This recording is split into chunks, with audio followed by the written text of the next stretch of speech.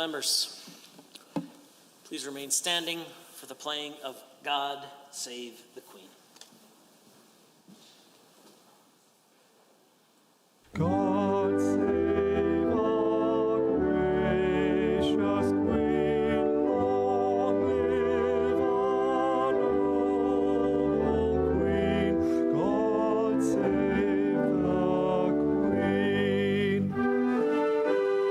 Send her victorious, happy and glorious, long to reign over us. God save the Queen. Please be seated.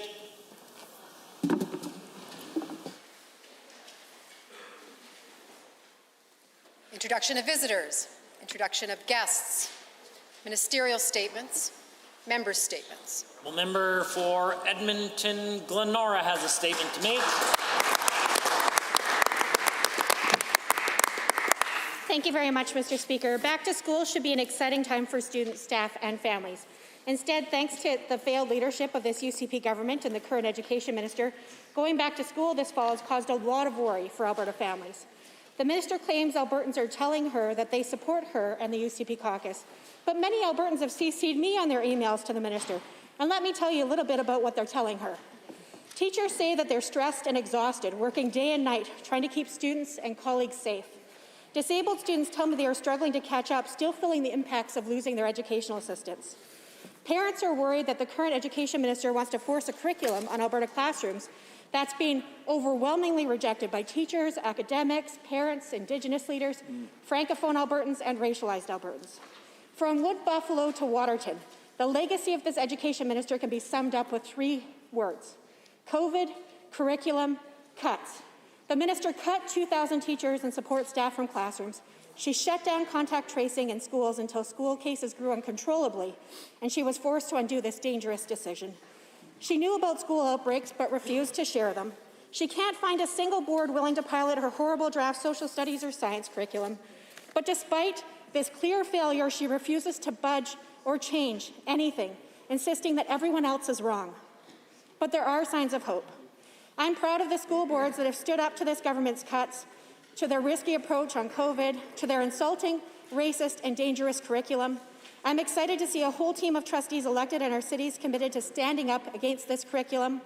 I'm proud of Alberta's students, staff, and families who, even in the face of this minister's neglectful and backwards approach to our schools, our health of our students, they're taking steps to reduce risk for themselves, their families, and their communities. And when the next election is called, Albertans will have a chance to vote for real change, Mr. Speaker. Hear, hear. The honourable member for Calgary Southeast. Thank you, Mr. Speaker. Alberta's tech sector is booming. Venture capital investment doubled from 2019 to 2020, setting a new record.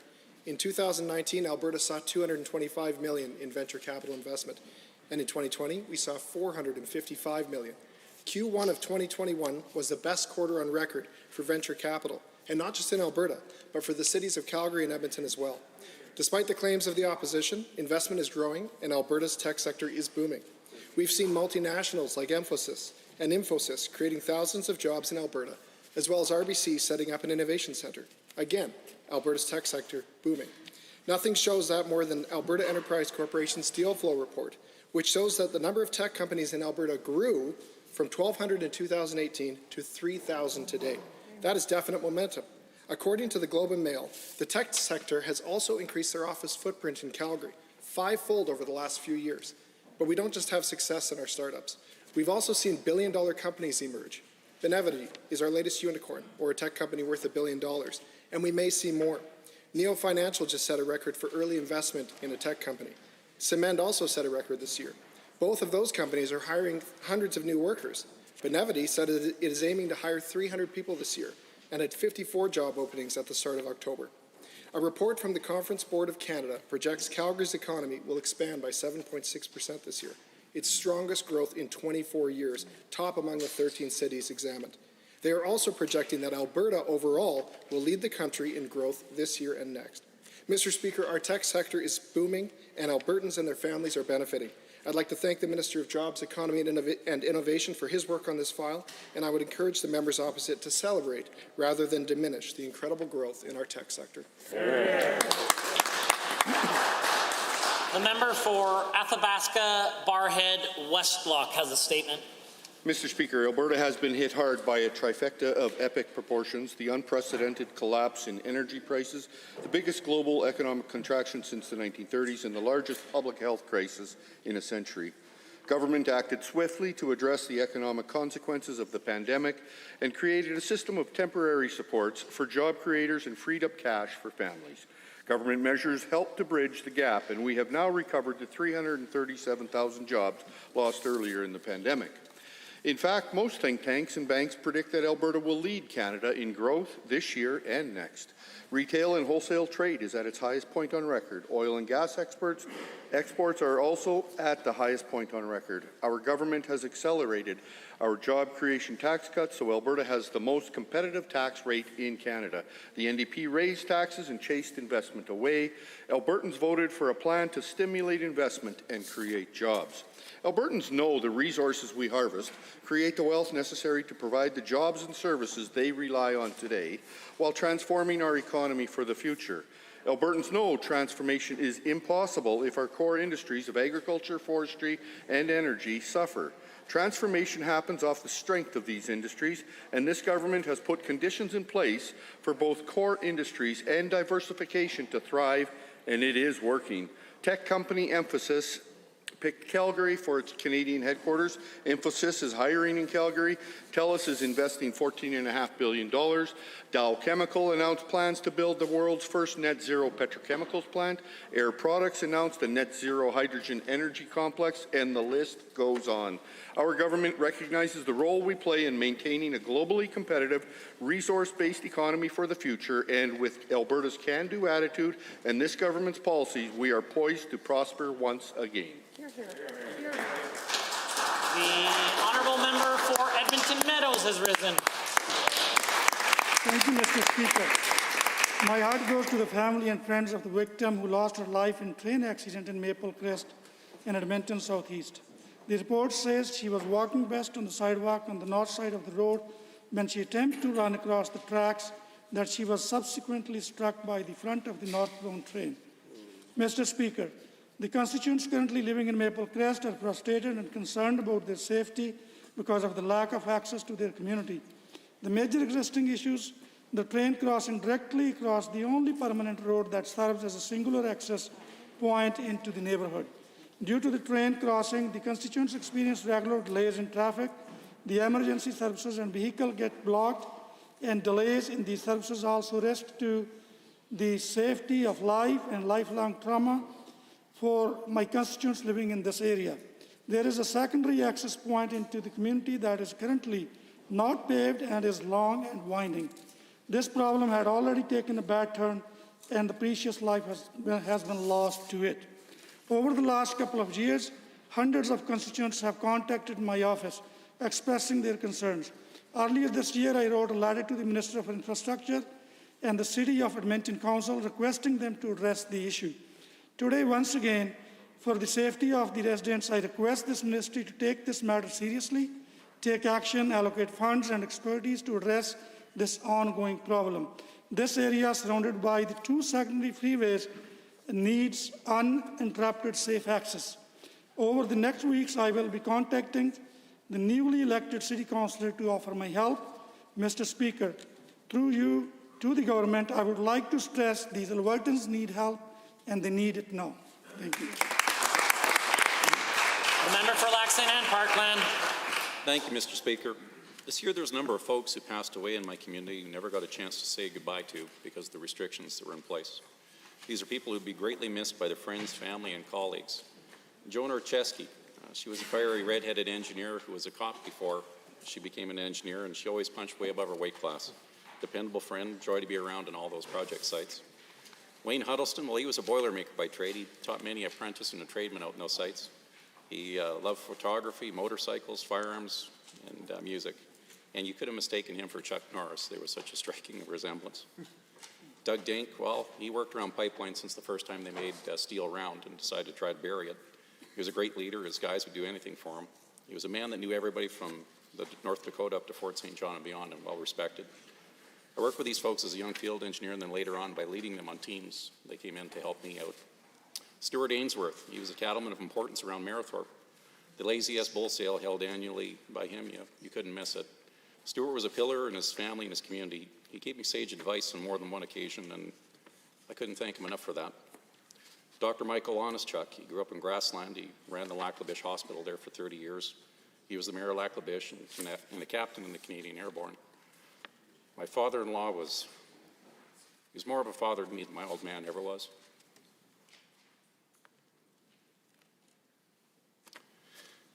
Dr. O chose to spend the summer with us at home and to be with his little Vikings, his grandkids. The last thing that he'd asked to do was for us to build a park for him so he could watch the ducks once he passed away. So my son and I, we did that. So we got to see the pictures of the park we put together, and that was the last thing he was looking at and bragging to about to the nurses before he passed. The moral of the story is here, there's a lot of things that are getting us bickering and fighting amongst each other. Let's remember what's real. Let's take the time to talk to our loved ones, do the right thing, and take care of each other. Thank you.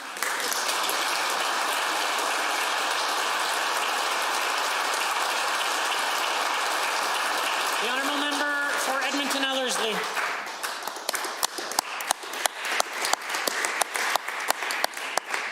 Mr. Speaker, there's a necessary spotlight on issues of race and racism in Alberta. Albertans have been navigating the problems of racism in our streets, our history, and in our institutions. And as a Muslim Albertan, a Chilean Albertan, and a racialized Albertan, I understand the difficulties and complexities of racism that so many like me face in our day-to-day lives.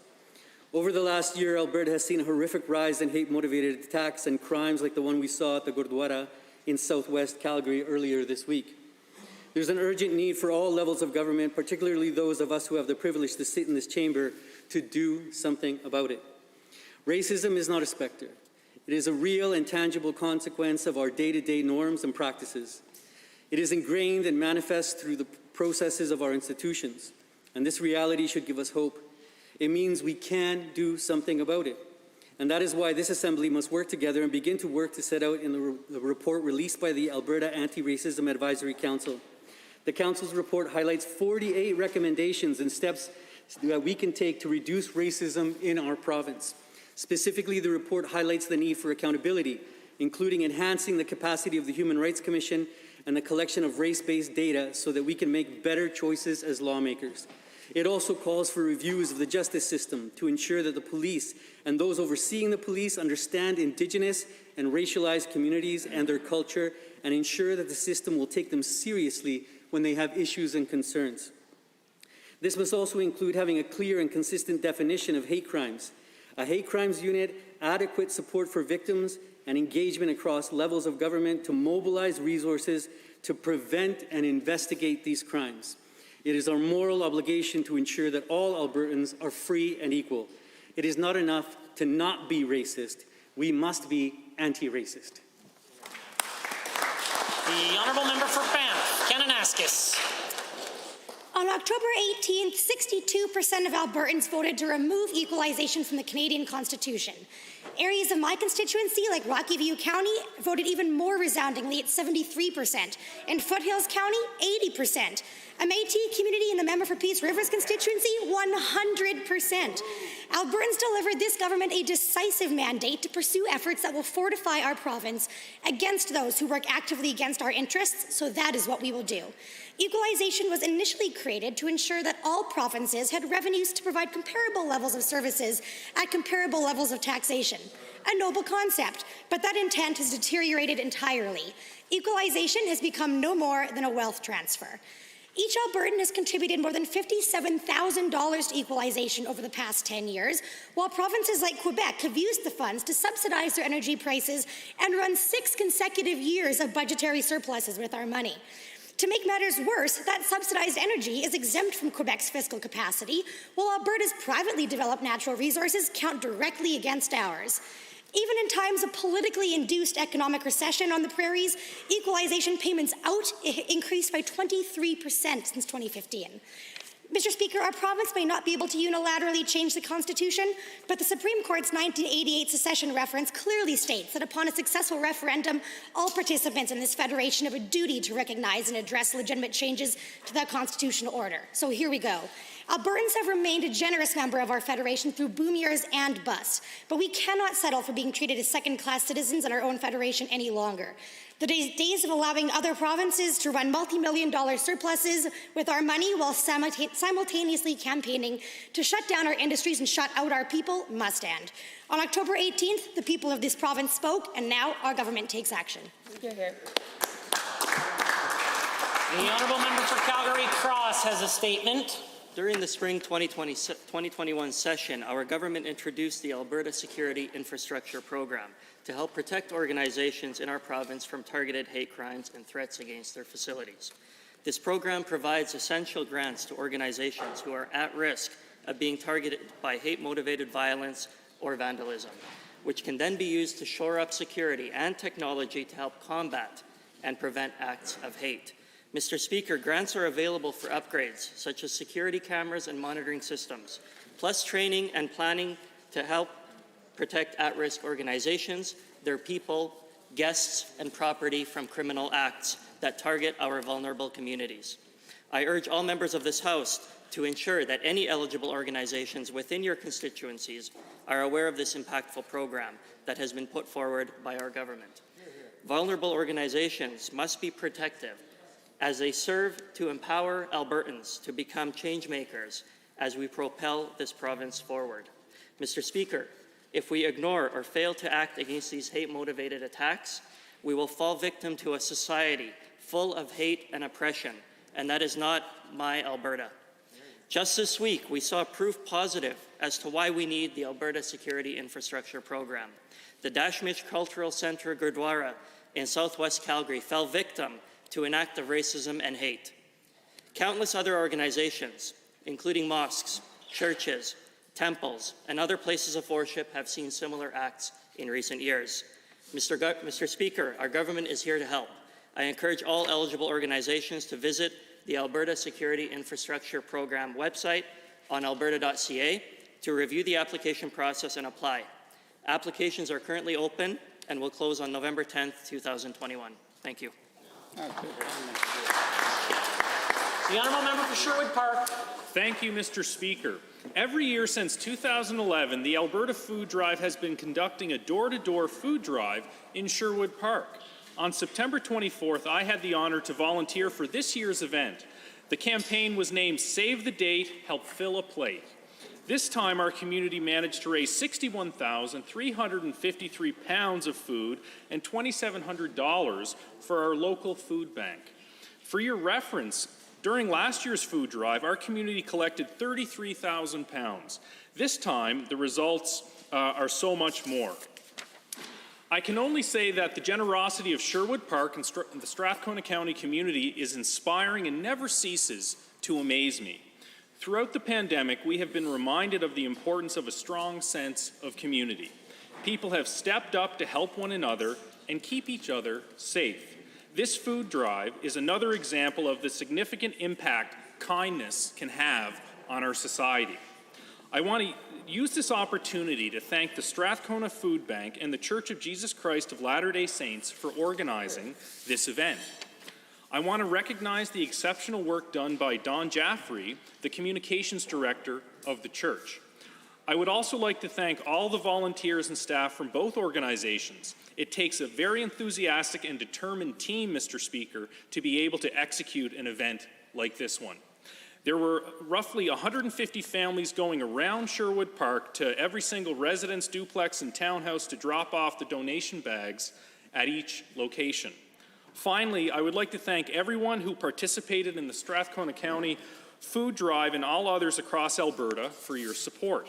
This year's success would not be possible without you and your generous donations. It's because of actions like this that Albertans' hearts continue to shine when there is a need. Thank you. Honourable members, oral question period. And the leader of Her Majesty's loyal opposition has the call.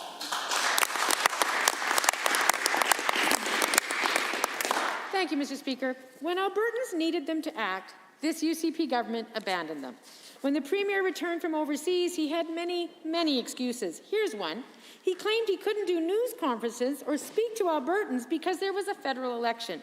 A much different take from 2019 when the Premier stumped for Andrew Scheer across the country. Premier, no one is buying these excuses, and they want to know, why did the Premier fail to act until so many Albertans were sick that our hospitals were collapsing? Well, the Minister of Health is risen. Thank you, Mr. Speaker, and thank you to the honourable member for the question. Mr. Speaker, as we acknowledged many times, the move to managing COVID as an endemic back in July was too soon. But we've responded to the fourth wave, Mr. Speaker, by bringing the RE program and taking a number of measures. And, Mr. Speaker, they're working. The number of cases are down, Mr. Speaker. Hospitalizations are down, Mr. Speaker. And even number of individuals in ICUs are coming down. Mr. Speaker, we're not out of the woods yet. We need to continue to listen to the advice from our Chief Medical Officer of Health and continue to get vaccinated. Mr. Speaker, that's what our government will focus on doing. The opposition. Well, Mr. Speaker, they responded 4 to 6 weeks too late. Now, that wasn't their only excuse. The Premier also tried to rewrite his own history. He claimed that he'd always said a fourth wave was inevitable. That's simply not true, Mr. Speaker. When Albertans raised very real concerns about the plan, the Premier accused the media of fear-mongering, and his staff accused doctors of, quote, peddling fear porn. Doctors, fear porn, seriously. Why won't the Premier admit that his own bad leadership was actually what caused the severity of the fourth wave? Well, Minister of Health. Mr. Speaker, again, as I said earlier, we acknowledge, and we acknowledge this many times, that moving to managing COVID as an endemic back in July was too soon. And when the data changed, we changed our responses. And we put in the REP program. And we continued our focus on increasing vaccination. And, Mr. Speaker, that increase in vaccination has been incredibly successful. We've increased it from, for first doses from 78% to just under 87% today. And on second doses, Mr. Speaker, we are approaching 80% and closing the gap with the national average. Mr. Speaker, my job is to continue to focus on increasing vaccinations and ensure we protect Albertans. The Leader of the Opposition. They changed their plan long after the data changed. Now, the Premier did blame under-vaccination without admitting that it was him who told Albertans 70% first dose was good enough. He claimed to have, quote, left no stone unturned. Now, Mr. Speaker, this government ignored our calls for expanded partnerships with community leaders, for targeted pushes to remote areas, for door-to-door vaccines, until way too late for vaccine passports. Why did the Premier dither and delay so he could defer to the extremists in his caucus, all at the expense of Albertans' health? Honourable Minister of Health. Mr. Speaker, our focus continues to be and has been on increasing vaccinations. As I just indicated previously, we've had tremendous success through the REP program. We've had tremendous success through offering incentives such as the $100 incentive and the lottery. And we've had tremendous success working with organizations, for example, in Calgary, to reach out to newcomer communities to get some of the highest level of vaccinations in the province. Mr. Speaker, we're going to continue to focus our efforts on increasing vaccinations so we can protect Albertans and protect our healthcare system. Leader of the Opposition. Well, Mr. Speaker, the success the Health Minister is claiming all came as a result of actions taken at least 6 weeks too late. And the consequences of that delay went beyond Albertans who contracted the virus. It also impacted thousands of Albertans who were waiting for badly needed or, in some cases, life-saving surgeries. Those surgery cancellations started August 27th while the Premier was away. So, to the Premier, on what date was he first informed that the steep rise in cases was expected to force the surgery cancellations, and why didn't he act then? The Honourable Minister of Health. Mr. Speaker, as I indicated in the House before, I feel for all the patients and family who have had surgeries or other services cancelled or postponed due to the fourth wave. And I want to thank all the healthcare workers who have stepped up to be able to support Albertans through this very challenging time. Now, the ICUs remain to be under strain, but that, as I indicated before, the numbers are coming down. And as they are coming down, we are adding more surgeries. And my focus, and the focus of this government, will be to be able to add surgeries as quickly as we can and put a plan in place to catch up on those surgeries. Leader of the Opposition. Mr. Speaker, every surgery matters, and every single cancelled procedure is an Albertan who is living with pain, who is unable to work, who is unable to enjoy the quality of life we all want for one another. And that's why on Monday, it was shocking when the health minister could not answer exactly how many surgeries were cancelled and how many have been rebooked. This is critical information that I would want to know if I was Premier, so I will ask, is anybody over there able to tell us that information today? How many surgeries were cancelled? The Minister of Health is risen. As I indicated earlier this week, Mr. Speaker, we continue to add on more surgeries on a daily basis. Throughout the fourth wave, we reduced surgeries by 50%.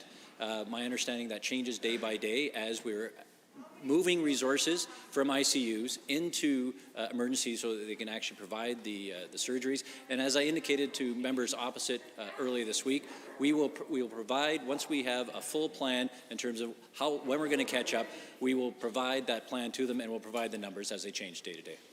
The honourable member for Edmonton Glenora has the next question. The Leader of the Opposition.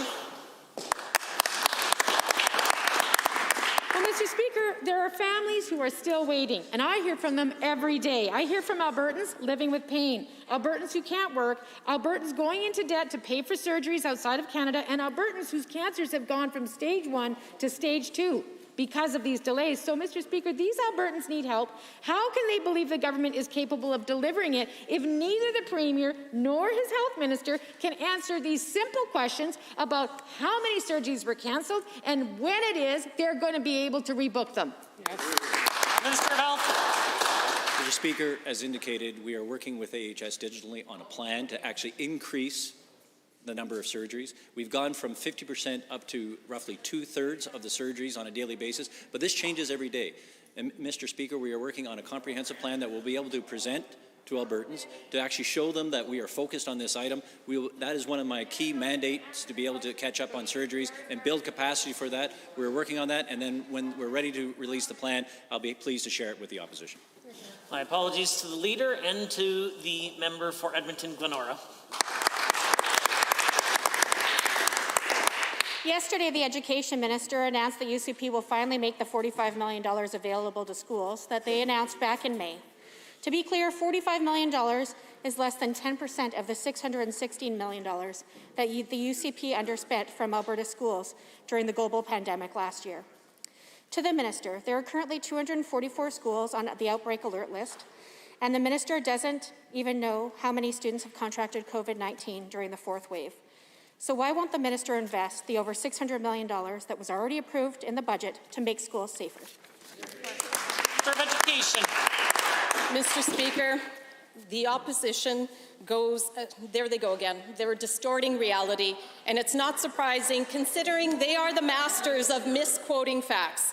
The member opposite knows that all of the funding provided to schools was provided to them. In addition, the $8.3 billion. In addition to that, there was $263 million in federal safe return to class funding. What is reflected in the annual report that she is misquoting once again is that this money was not spent by March 31st of 2021. They have access to it. The Honourable Member for Edmonton Glenora. They were directed by this minister to lay off more than 20,000 education workers in the middle of the pandemic. The announcement yesterday doesn't even come close to addressing the gaps that Alberta students are facing because of COVID-19. The funding is only for a few kids in a few grades, and much more is needed, Mr. Speaker. Students are struggling with stress, anxiety, and other mental health issues on top of their studies. So to the minister, teachers and educational assistants already have way too much that they have to do. Will you act on our proposal to bring a counsellor to every single school? Good question. I might just provide some caution to members to my right about comments on or off the record that may or may not be appropriate. The Honourable Minister of Education. Thank you, Mr. Speaker. The funds that she earlier spoke to, again, we were talking about that having to align to standard accounting practices, which is required by the government. Sure. But school boards have had access to the $8.3 billion that they get in funding, as well as an additional $1 billion in additional supports that we provided to schools. And again, I re-announced yesterday the $45 million that is going to support the disruption of learning. And students in grade 12 will no longer have to, sorry. The honourable member for Edmonton-Glenora.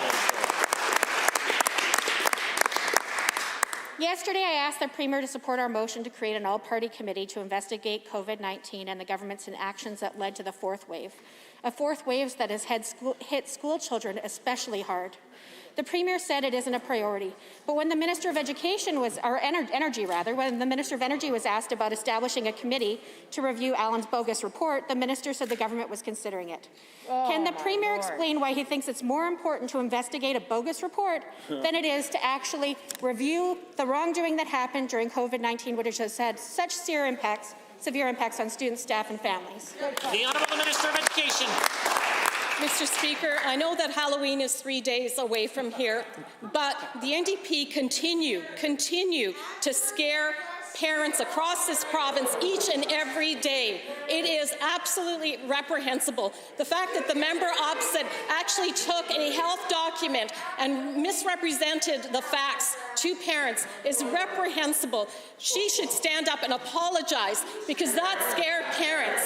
110 students.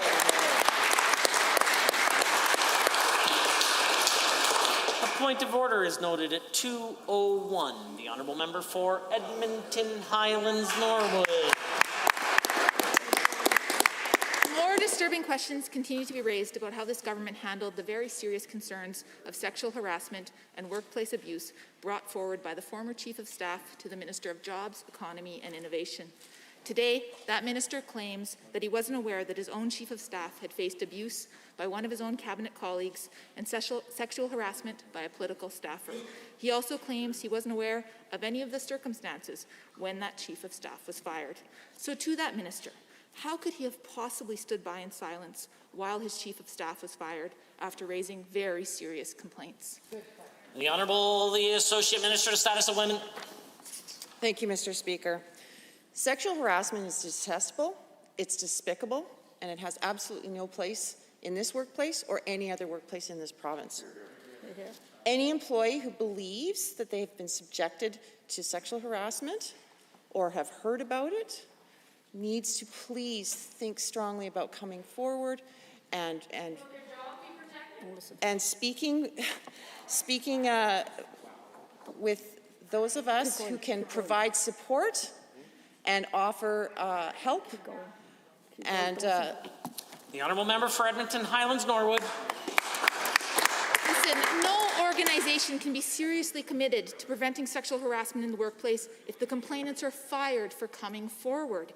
I'm aware of the relationship between a Chief of Staff and a minister, and it's simply unbelievable that he didn't know about these complaints. So there's two scenarios in my mind. Either the minister is fully unaware of what's happening in his own office, which is troubling in itself, or he's intentionally misleading Albertans. Which is it? And why would he stand by and do nothing while his most senior staff, most trusted political advisor, suffered? The Honourable, the Associate Minister of Status of Women. Thank you, Mr. Speaker. As I said previously, we have zero tolerance for sexual harassment in this workplace or any other workplace in this province. We previously mandated mandatory respect in the workplace training for all government employees, including political staff. And we are going to be initiating an independent review of human resources policy for political staff, ensuring that processes are clear and that all staff are fully aware of the procedures and policies. The honourable member. To ensure that workplace harassment is eliminated, leaders need to take action and not reward the offenders. Yesterday, we learned that the accused was quietly moved to a public service role where he will no doubt see an increase in pay. He's now directly counselling the board for Alberta Health Services. Section 23(7) of the Conflict of Interest Act specifies there is a 12-month cooling-off period for political staff in ministers' offices before moving on to another public sector role. So, can the Premier please explain how the accused harasser not only got around this glaring conflict of interest, but he also got a raise? The Honourable, the Minister of Health. Mr. Speaker, as indicated by my colleague, sexual harassment is wrong. It's unacceptable in the workplace or anywhere else for that matter. And there are serious allegations that have been put forward. I spoke to the chair of the AHS board and the CEO of AHS earlier today, and they've indicated to me that they have asked the firm for which this individual worked for that they be removed from the AHS file while this matter is being addressed. Mr. Speaker, this is a serious issue and we're taking it seriously. The honourable member for Calgary-Klein. Thank you, Mr. Speaker. I think we can all agree that all Alberta students should receive a high-quality education with necessary skills like critical thinking, creativity, and collaboration.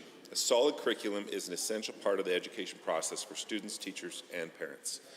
Having thorough review and feedback of the curriculum makeup and content is extremely important to the education process. Since the Ministry of Education is committed to carrying out a review and piloting this curriculum, to the Minister of Education, could you update this House on the overview of the curriculum review process so far?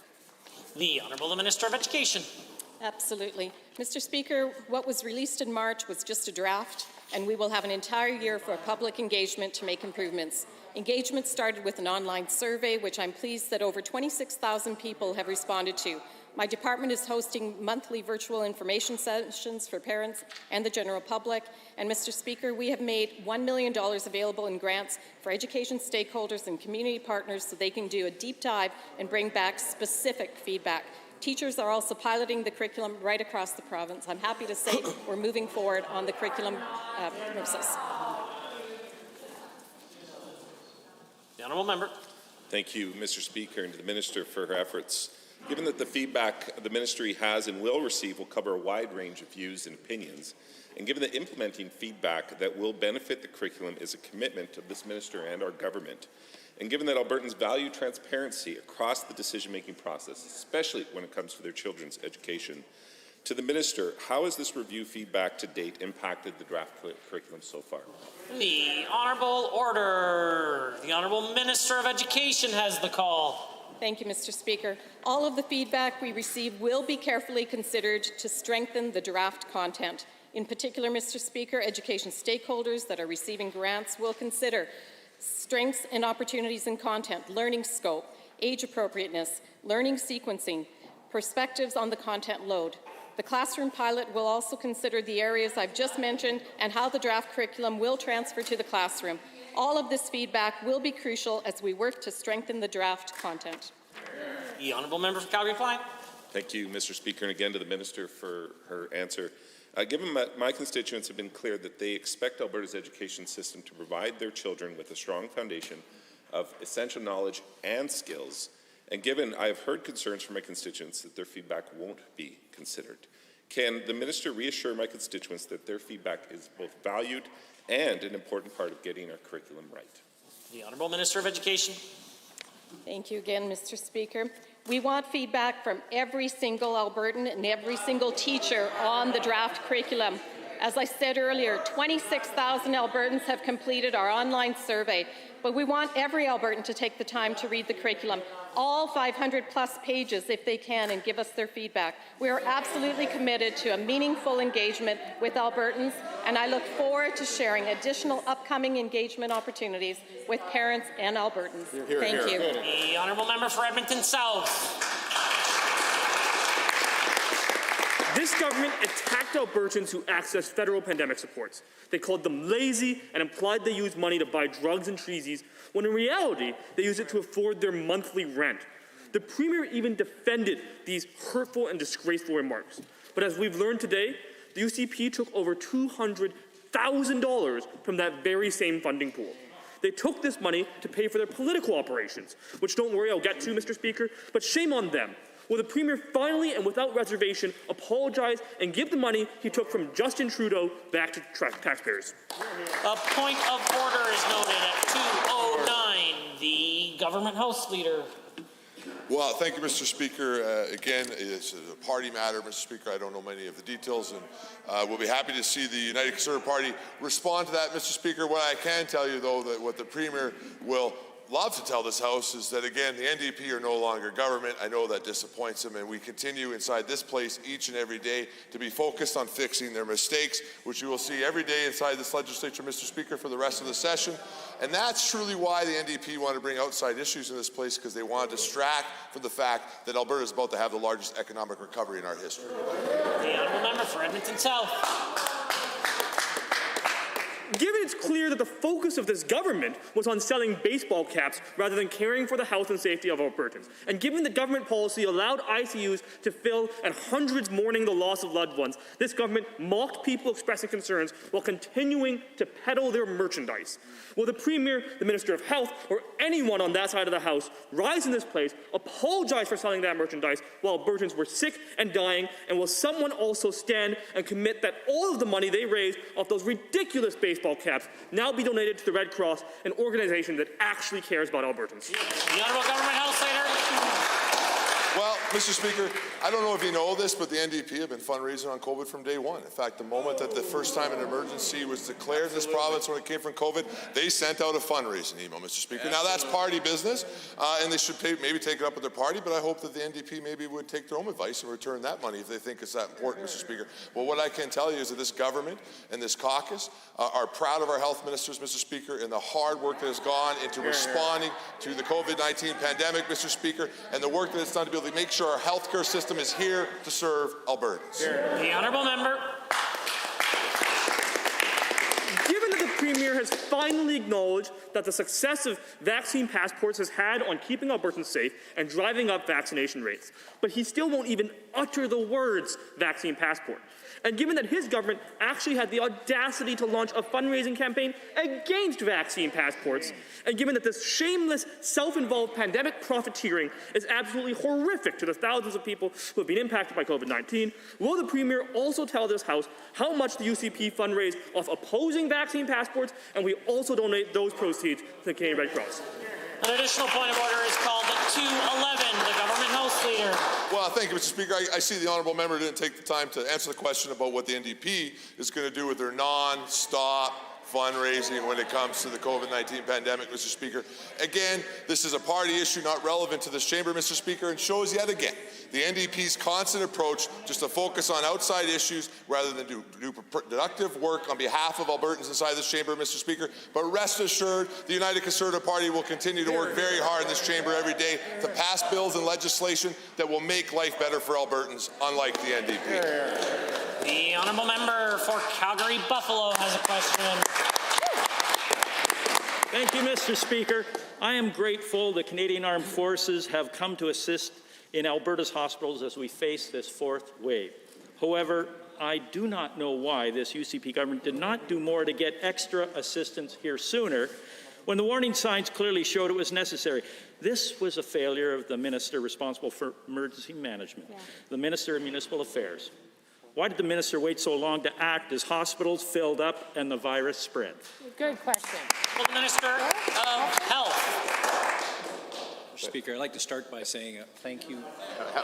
Let me do it. Sorry, go ahead. No, Mr. Speaker. The health minister has done a great job, and I appreciate him wanting to jump in here.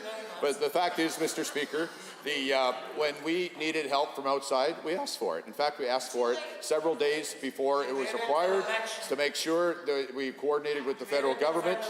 We feel good about that. The federal government, the Army from Canada come in.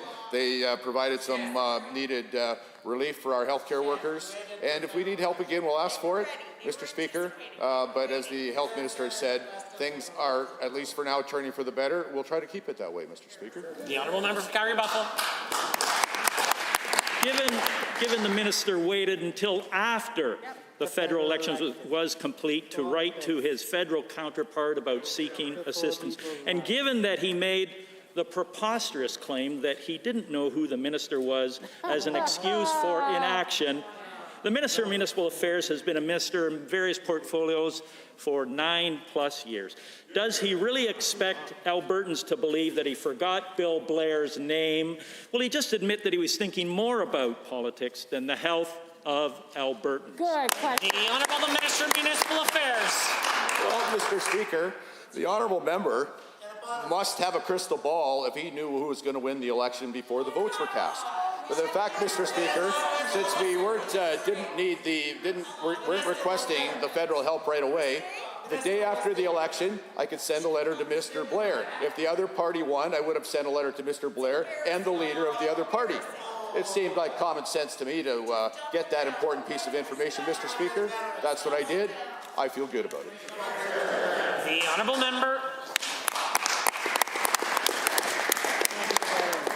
given the Premier took a long vacation in August and September and no one was left in charge, but given that the emergency of the pandemic did not stop, even though the UCP wanted us to believe that it was all over, and given that waiting weeks to ask the federal government for needed supports as our healthcare system was under the greatest strain it has ever faced, is an inexcusable failure. Will the minister apologize to our healthcare heroes for waiting until the last minute just to give Aaron O'Toole a boost? And will he admit that he is so focused on political career of his own and party that he's willing to put it forward before the health of Albertans? The Honourable Minister of Municipal Affairs. Well, Mr. Speaker, I have to say, the people to thank for the way that the healthcare system is handled is the doctors, the nurses, the healthcare professionals that have done an amazing job through all of this. Our government has tried to adjust to COVID, and as COVID goes up and down, we've adjusted our efforts. It hasn't been made any easier by the fact that the opposition, no matter what efforts the government makes, tells the public not to follow them, Mr. Speaker. That wasn't helpful, but we have persisted the best we can, despite the lack of any cooperation from the opposition. The Honourable Member for Cypress Medicine Hat has a question. This government is facing serious allegations of fostering a toxic work environment, of malicious bullying, and campaigns of misinformation. This Premier habitually blocks his MLAs from representing their constituents. His government shot down my amendment that would compel the Chief Medical Officer of Health to testify before the Families and Communities Committee. This government also shot down the opposition's call for an all-party committee with similar powers. Premier, Albertans want to know, why won't you let MLAs do their jobs, represent our constituents, and speak to the Chief Medical Officer of Health? Honourable Government House Leader. Well, thank you, Mr. Speaker. Thank you, the Honourable Member, for the question. He knows full well, actually, that our caucus here, who I am very proud of every member of this caucus, who works tirelessly each and every day to represent their constituents, have been given significant opportunities to be able to interact with different health officials at time, to ask questions about what is taking place, Mr. Speaker. They also do extremely valuable work, Mr. Speaker, through standing committees inside this legislature, and most importantly, Mr. Speaker, each and every day on behalf of their constituents, they come to this chamber as well as to their constituency offices and fight for hard-working Albertans, Mr. Speaker, and I'm proud of them for that. The Honourable Member for Cypress Medicine Hat. Mr. Speaker, 1 month after COVID was detected, the government indicated that Alberta had 295 ICU beds and said it could increase capacity to 1,081 by April 2020. Given that much of what this government promises never happens, and as of October 23rd, AHS reported 347 general ICU beds only. To the Premier, in a pandemic, the government's first priority is supposed to be adequate capacity. You had one job. Why do you keep lecturing Albertans when you have so clearly failed to provide the capacity necessary? The Honourable Minister of Health. Thank you very much, Mr. Speaker. Mr. Speaker, first of all, I want to commend AHS and all of our healthcare workers for building capacity for the fourth wave. Mr. Speaker, we built capacity to be able to respond to the fourth wave. We had a line on over 380 ICU beds for surge beds, plus for additional more surge beds. Mr. Speaker, that capacity was sufficient to respond to the fourth wave. As indicated, our REP program is and the measure we put in place is working. The numbers are coming down. We are releasing resources from the federal government, and we say thank you to them. But we had enough sufficient capacity to manage it, and we'll focus. The Honourable Member for Cypress Medicine Hat. Thank you, Mr. Speaker. 1 week ago, on October 21st, the federal government announced a new standardized vaccine passport. According to the Prime Minister, this passport will be issued by the provinces and that every province and territory has agreed to take part. Given this summer, the Premier stated, and I quote, "We've been very clear from the beginning that we will not facilitate or accept vaccine passports." My question again to the Premier, when did you decide to go back on your word to all Albertans and begin negotiations with the Prime Minister Trudeau to facilitate vaccine passports? The Honourable Minister of Health. Mr. Speaker, I think the Premier stated in this House many times before that not only our government, but all governments didn't have a desire to go to a vaccine passport. But the situation changed, Mr. Speaker. We put in place the REP, and we put in place that program with a proof of vaccination. Mr. Speaker. We had always intended to work with the federal government for international travel, and Mr. Speaker, I'm pleased to say that we are continuing to work with the guidelines that the federal government has put out for us so that we will have a proof of vaccination that will be available for Albertans so they can do international travel by the end of this month. The honourable member for Edmonton West Henday. There is no question that many of our largest sectors have struggled throughout the pandemic, including our energy, agriculture, forestry, and manufacturing sectors. And while we are seeing some support for insurance for these sectors in the UCP's bill to allow captive insurance companies, it does nothing to support small businesses and Albertans that continue to struggle with skyrocketing insurance costs. Why is this government creating new laws to help out our largest industries with insurance costs, but doing nothing for small businesses and auto insurance? Honourable the Minister of Finance, President of Treasury Board. Well, thank you, Mr. Speaker. I have no idea where the member opposite was. Last fall, in fact, when we brought forward Bill 41, Mr. Speaker, legislation to modernize our approach to automobile insurance. Mr. Speaker, I'm happy to say today that the measures in that bill, in fact, are making a difference. We're seeing automobile insurance premiums stabilize and even in some cases come down, Mr. Speaker. We're about supporting businesses in this province. We're about supporting regular Albertans with insurance. Honourable member for Edmonton West Henday. Given that many of the small businesses we've spoken to have insurance costs equal to their rent or higher that they have had to continue to pay despite many being closed throughout the pandemic, and given that auto insurance has skyrocketed after the UCP lifted the rate cap, forcing Albertans to pay more during the pandemic despite driving less, and given that the Premier seems to think these Albertans and small businesses don't need support because he saved on his insurance after parking his blue truck, will this government reinstate the rate cap and provide support to small businesses on insurance costs? The Honourable Minister of Finance. Mr. Speaker, I cannot believe that the member opposite continues to try to sell the rate cap. Mr. Speaker, that was a policy that ultimately limited insurance products for Albertans. It would have resulted in the demise of the insurance industry and insurance options for Alberta consumers, Mr. Speaker. We brought forward Bill 41, a very reasonable, measured bill, a bill that ultimately is bringing down the cost of insurance premiums for Alberta motorists. Member. Given the regulations that will define the risks these new companies can take and define the risks to all Albertans if these companies fail will not be finalized until next spring, and given the UCP is essentially asking Albertans to trust them to make the regulations behind closed doors, and given we have seen what happens when this government makes decisions about risk behind closed doors, the failed Keystone XL deal, the best summer ever, the handling of the fourth wave, Mr. Speaker, how can Albertans trust the Premier to write these regulations behind closed doors when he is the least trusted Premier in Canada? Absolutely.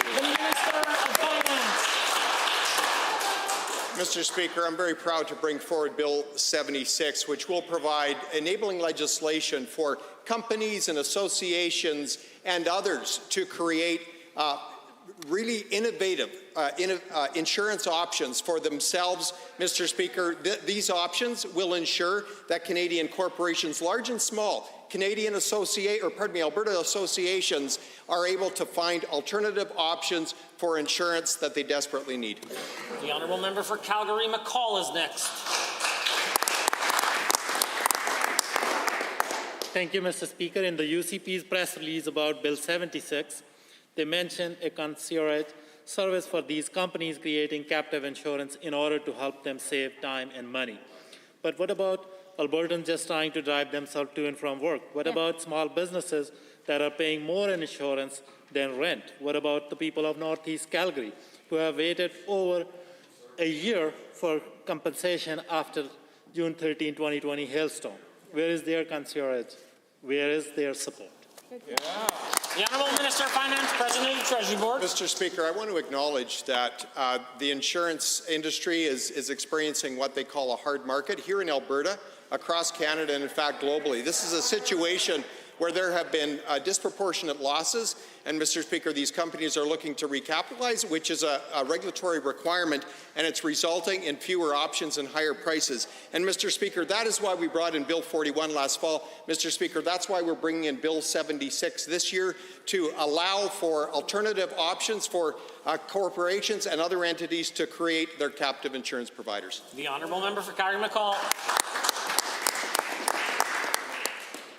Given that we are now headed into the second winter since the storm hit northeast Calgary, with many people still trying to keep warm with boarded up windows, and given that many people who had insurance still haven't received compensation despite the Premier promising to call his friends in the insurance industry, will the Premier actually follow through on his promise and act as a considerate for the people of northeast Calgary by picking up the phone to call these companies? Will the Premier do that? Minister of Finance. Well, thank you, Mr. Speaker. Again, I want to acknowledge the loss that many experienced in northeast Calgary due to that very large hailstorm. And, Mr. Speaker, we've been working closely with the insurance industry, advocating for Calgary consumers to ensure that the insurance industry delivers to their customers, Mr. Speaker, in an efficient manner. I can report that the vast majority of claims have been settled. Mr. Speaker, we're continuing to advocate for those that remain unsettled at this point. The order, the honourable member for Calgary-McCall. Given that despite several promises to help the people of northeast Calgary by the Premier and this Minister and his MLAs, there have been no results. And given that many are now facing massive insurance cost increases to their home and auto insurance, and given that the Premier managed to save on his own car insurance during the pandemic, if he don't want to do anything to help, can he at least inform Albertans and people in my constituencies how he was able to save on his car insurance so that we can do the same? The Honourable Minister. Mr. Speaker, we will continue to work together for innovative, creative solutions to ensure that Albertans and Alberta businesses are able to find the most cost-effective insurance possible. That's, Mr. Speaker, why we brought in Bill 41 last year. Mr. Speaker, that's why we're moving forward with Bill 76 to ensure that corporations and associations and other Alberta entities have insurance options that work for them today. The honourable member for Grand Prairie has a question. Thank you, Mr. Speaker. Today, as we near 20 months of the pandemic in Alberta, the issue of wellness in our children and youth has risen to the forefront. I think we all understand that the future of Alberta is our children, our future doctors, leaders, teachers, entrepreneurs, and innovators. Preliminary research has indicated that children and youth have been suffering harm to their mental health over the course of the pandemic, and we want to understand the breadth of those challenges and how best to support our kids going forward. To the Minister of Children's Services, can you outline the progress to date on the Child and Youth Wellbeing Review and provide the Assembly with a timeline for release of the report? The Honourable the Minister of Children's Services. Thank you very much, Mr. Speaker. Over the past 5 months, our expert panelists, as well as my colleague, the MLA for Calgary Southeast, and I have met with educators, community partners, parents, caregivers, and young people in a number of ways to better understand the impacts the pandemic and the related health measures have had on young people.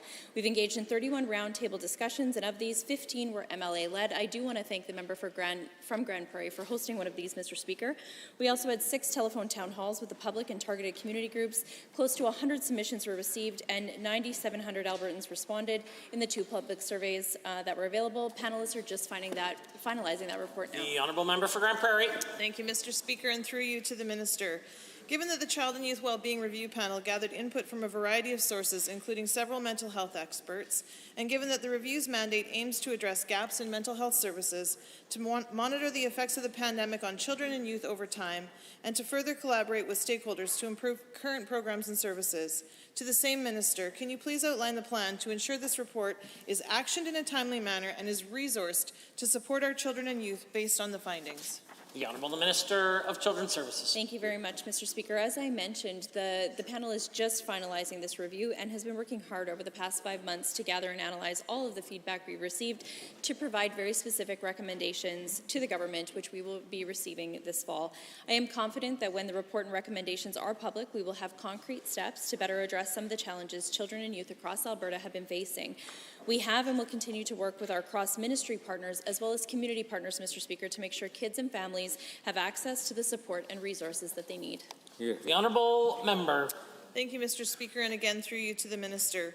considering that I have personally hosted a roundtable for this review in my constituency of Grand Prairie, and given that the mental health of children and youth is of critical importance to schools and directly impacts the effectiveness of instruction in classes, and further given that I have met with multiple stakeholders, including all school board trustees, to the same minister, as the report gets released, how will schools in particular be included, and what is the plan to work in collaboration with educators across the province to ensure we are providing them with key findings and supports to help our kids learn? The Honourable Minister. Thank you very much, Mr. Speaker, and I do want to thank the member for both her passion in this area as well as for the question. The results of the review will be made public to all Albertans, Mr. Speaker, and that does include school boards. School administrators, teachers, and support staff were included throughout these consultations as well. Mr. Speaker, we also hosted an education professional-focused roundtable for school-specific issues. Feedback we heard, Mr. Speaker, included the importance of government working across ministries, including the Ministry of Education, but also with community organizations, and I do look forward to this report and the work that will come next. The Honourable Member for Edmonton McClung. Mr. Speaker, last week the Alberta School Bus Contractors Association raised the alarm about soaring insurance costs. Rates have jumped from $1,300 per bus to $4,300 per bus. This puts many operators at risk of shutting down, especially those in remote and rural communities. The association says, quote, repeated attempts to contact the Alberta government, and in particular the Minister of Education, have resulted in little to no action, unquote.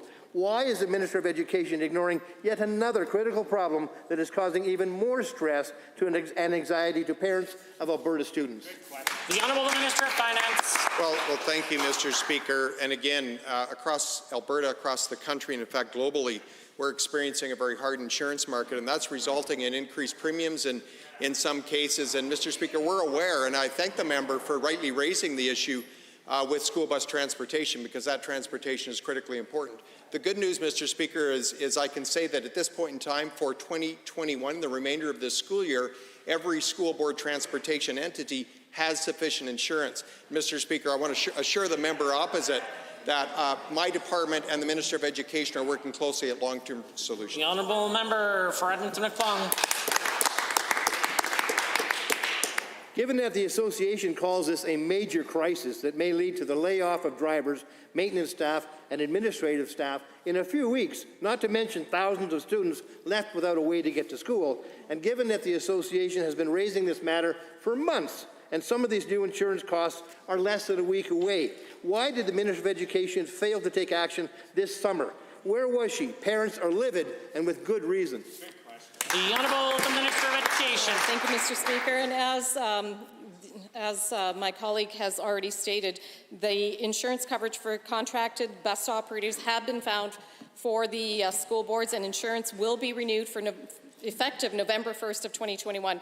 As such, no government support will be needed, and no disruption to school bus service is expected for this year. So again, this is solved. I don't know why the member opposite didn't hear my colleague, but it has been solved for this year, and we will continue to work. I have a student transportation task force that is on it. The Honourable Member.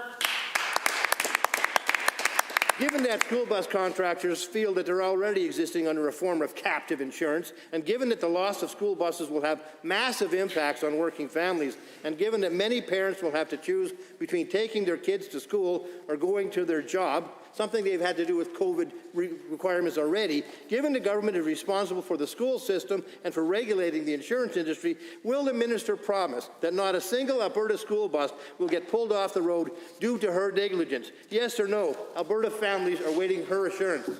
The Minister of Education. Mr. Speaker, again, more fear, more smear, more misrepresenting the facts. The facts are that we have handled it for this year.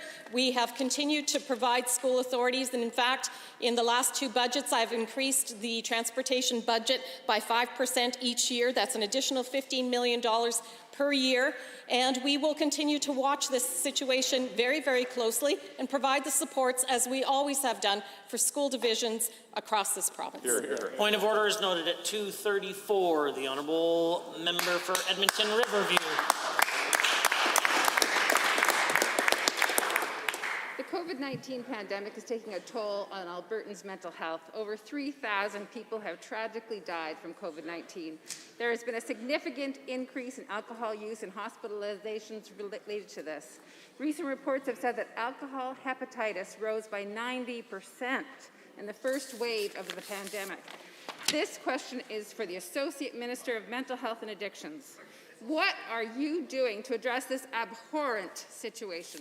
The Associate Minister of Mental Health and Addiction. Thank you, Mr. Speaker, and thank you to the member for the very important question. You know, we know COVID-19 pandemic and the public health restrictions over the past 2 years have had an impact on the mental wellness of Albertans. That's why early on we committed $53 million, more than any other province, Mr. Speaker, to help make sure that people have access to the addiction and mental health supports that they need during this pandemic. This was a commitment on top of our already significant investments in mental health and addiction services across Alberta, Mr. Speaker. Member for Edmonton Riverview. Given that the previous minister in this file moved an alcohol detox center in Edmonton to a remote location on the outside of the city, making it less accessible, and given the minister also had a similar approach to addressing the overdose crisis by ignoring experts and closing supervised consumption sites, and given the overdose crisis has also become much more severe and deadly during the pandemic, there must be action and a new approach. What will the new Associate Minister do to ensure the prevention of deaths related to addictions and mental health? The Honourable the Associate Minister of Mental Health and Addictions. So, Mr. Speaker, thank you very much, and thank you for the question. I did have trouble hearing it, but I will just say this. We are committed to this recovery-oriented system of care, something that we have committed over $140 million to, 4,000 spaces. You know who else is committed to this recovery-oriented system of care, Mr. Speaker? The BC NDP, Mr. Speaker. That's right. They've committed $132 million to the recovery-oriented system of care. So I would recommend that the members opposite follow the lead of the BC NDP, who ultimately are following our lead, Mr. Speaker. Honourable member for Edmonton Riverview.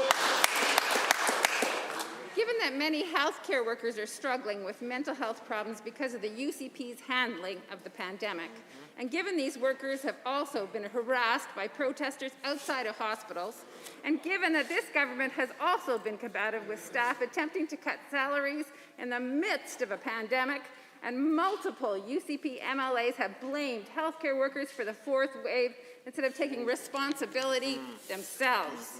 What will the minister do to support the mental health of workers, and will he condemn the comments from his caucus colleagues? The Honourable the Associate Minister of Mental Health and Addictions. Thank you, Mr. Speaker. Again, it was a challenge to listen and hear what the member was asking, but I will just say this. There is a key takeaway here, Mr. Speaker. Supports and services are available across this province at any time of the day.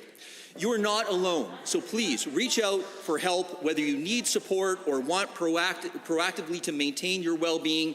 Anyone in Alberta can call 211, Mr. Speaker. That's right, we've streamlined this process. You can call 211, Mr. Speaker, or visit alberta.ca/mental health to learn more about what support is available. Thank you, Mr. Speaker. The Honourable member for Fort McMurray, Buffalo. Thank you, Mr. Speaker. COVID has impacted societies globally, and we are left wondering, when will it end? The restrictions exemption program, for example, affects businesses like restaurants, which are not only economic drivers, but places for people to socially connect, supporting their mental health. Businesses that dread enforcing restrictions note that last year, before vaccines, all restaurants were allowed indoor dining at 1/3 capacity when we weren't in the middle of a COVID wave. They found this manageable. To the Minister of Health, could restaurants open at 1/3 capacity like last year without having to police their clientele? The Honourable Minister of Health. Thank you very much, Mr. Speaker, and thank you to the Honourable Member for the important question. The reason for the change is simple, Mr. Speaker. The science changed, and so the policy changed with it. The policy was based on the premise that 1/3 capacity would permit adequate social distancing for safe indoor dining. The Delta variant, however, is significantly more contagious, Mr. Speaker, and requires stricter measures. We introduced a restriction exemption program to reduce spread and ensure Albertans who wanted to dine indoors could do so safely, physically distanced, and protected by the vaccines. Buffalo. Thank you, Mr. Speaker. It is given that we're at 78% for vaccinated Albertans over 12 years old. Now there seems to be a push to get vaccines approved for children. Considering many kids have probably been exposed to COVID through their caregivers and have demonstrated to be extremely low risk for demonstrating major life-threatening Symptoms of COVID. What are the experts saying about kids and COVID? Where can parents go to get information considering their resiliency to COVID compared to immunosuppressed, obese, and elderly patients? The Honourable Minister of Health. Thank you, Mr. Speaker. The honourable member asks a great question. Public Health Canada, based on the scientific advice of the National Advisory Committee on Immunization, is a federal agency responsible for reviewing and approving vaccines. Alberta relies on that scientific advice and on our Provincial Committee on Immunization before making any decisions to expand vaccine eligibility. No decision has yet been made. We know that vaccines are safe for those 12 and up and reduce transmission. I would recommend parents consider those facts and then speak to a trusted physician about any particular concerns they may have. The Honourable Member. Thank you so much for that, Minister. Given that ultimately COVID and the various forms of restrictions and programs surrounding it cannot exist forever. Denmark, Singapore, and Chile are 3 examples of nations that made the turn to acknowledge life goes on and that they must live with COVID. And given that our society is at the cusp of a major shift as we start to fire and lay off people without a vaccine shot, we can alleviate this by reaching herd immunity and opening up society once again. To the same minister, are there any targets being discussed that can be met to put the restrictions behind us for good? The Minister of Health. Mr. Speaker, we introduce additional restrictions to stop the 4th wave and protect Albertans' lives. And what we've seen so far is that the vaccines allow us to let up on restrictions without compromising that safety. They have a proven track record. Vaccines are safe and they are effective at saving lives and limiting the spread. And since the REP program came into effect, more Albertans have chosen to get vaccinated, and we are closing the gap, but we still have a ways to go. Mr. Speaker, we are not out of the woods yet. We'll continue to watch this closely, and then we'll be able to make decisions going forward. Honourable members, in 30 seconds or less, we will return to the remainder of the daily routine.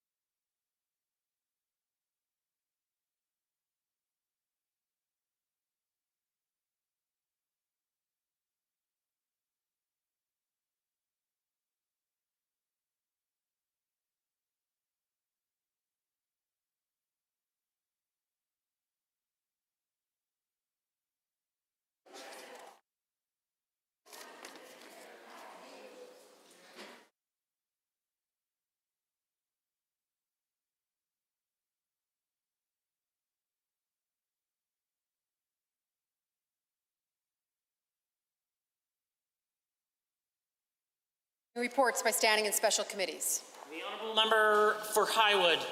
Thank you, Mr. Speaker. As Chair of the Select Special Committee on Real Property Rates, I'm pleased to present the committee's October 2021 interim report, which includes a request to the Legislative Assembly that the terms of reference for the committee, as set out in Government Motion 69, be amended to grant an extension of time by which the committee must complete its review. Thank you, Mr. Speaker. Presenting the petitions. Notices of motions. The Honourable Government House Leader. Thank you, Mr. Speaker. Pursuant to Government Motion 100, as agreed to by this Assembly on Thursday, October 28th, I wish to advise the Assembly that following consultation with the official opposition, the debate outlined in Government Motion 100 will occur during the evening sitting Monday, November 1st, 2021.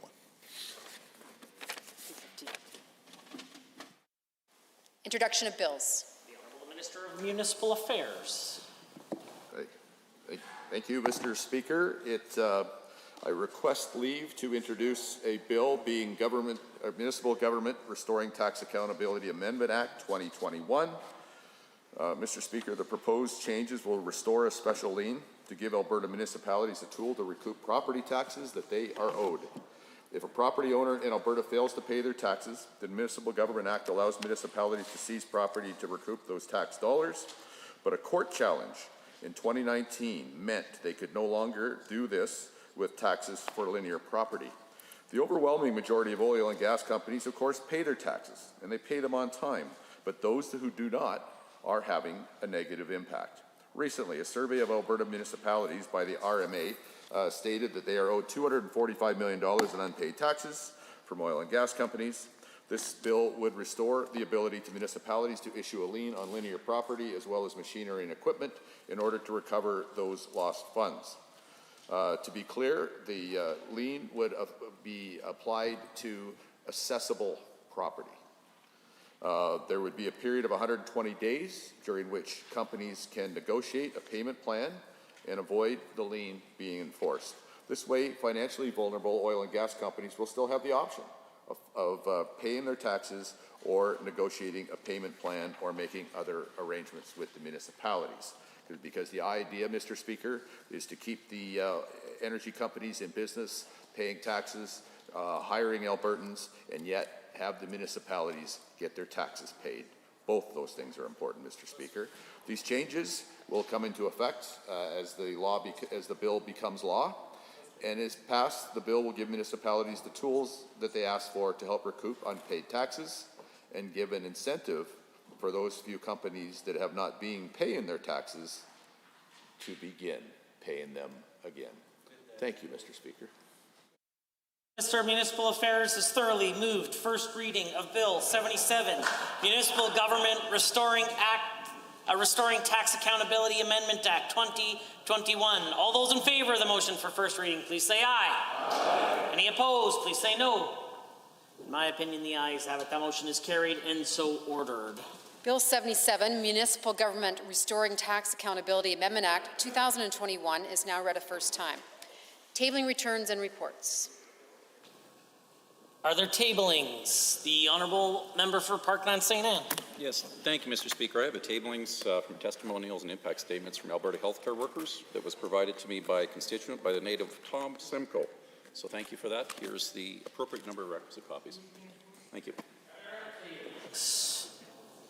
Seeing none. Tablings to the clerk, deferred divisions. Points of order. And at 2:01, the opposition House Leader rose on a point of order. Thank you, Mr. Speaker. And Mr. Speaker, with your permission, I would be pleased to deal with the point of order raised at 2:34 at the same time, as both points of order had to do with the same minister and essentially the exact same language. Mr. Speaker, that minister has, in my opinion, repeatedly shown disdain for the rules and practices of this Assembly.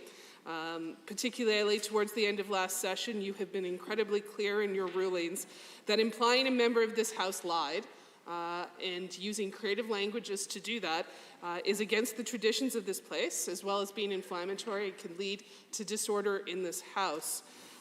We've talked about it a number of times. The minister said, and I do not have the blues, but I believe my quote is accurate, the member misrepresented the facts, and then again at 2:34, more misrepresentation of the facts. We know that members cannot do and should not do indirectly what we cannot do directly. I believe this is a point of order under 23 HI and J, and I would request that the member apologize, withdraw, and not imply that members are lying in this place, which is unparliamentary. Thank you, Mr. Speaker. The Deputy Government House Leader. Thank you, Mr. Speaker. It's an honor to rise and respond to the point of order raised by the opposition House Leader. I do not believe that this is in fact a point of order.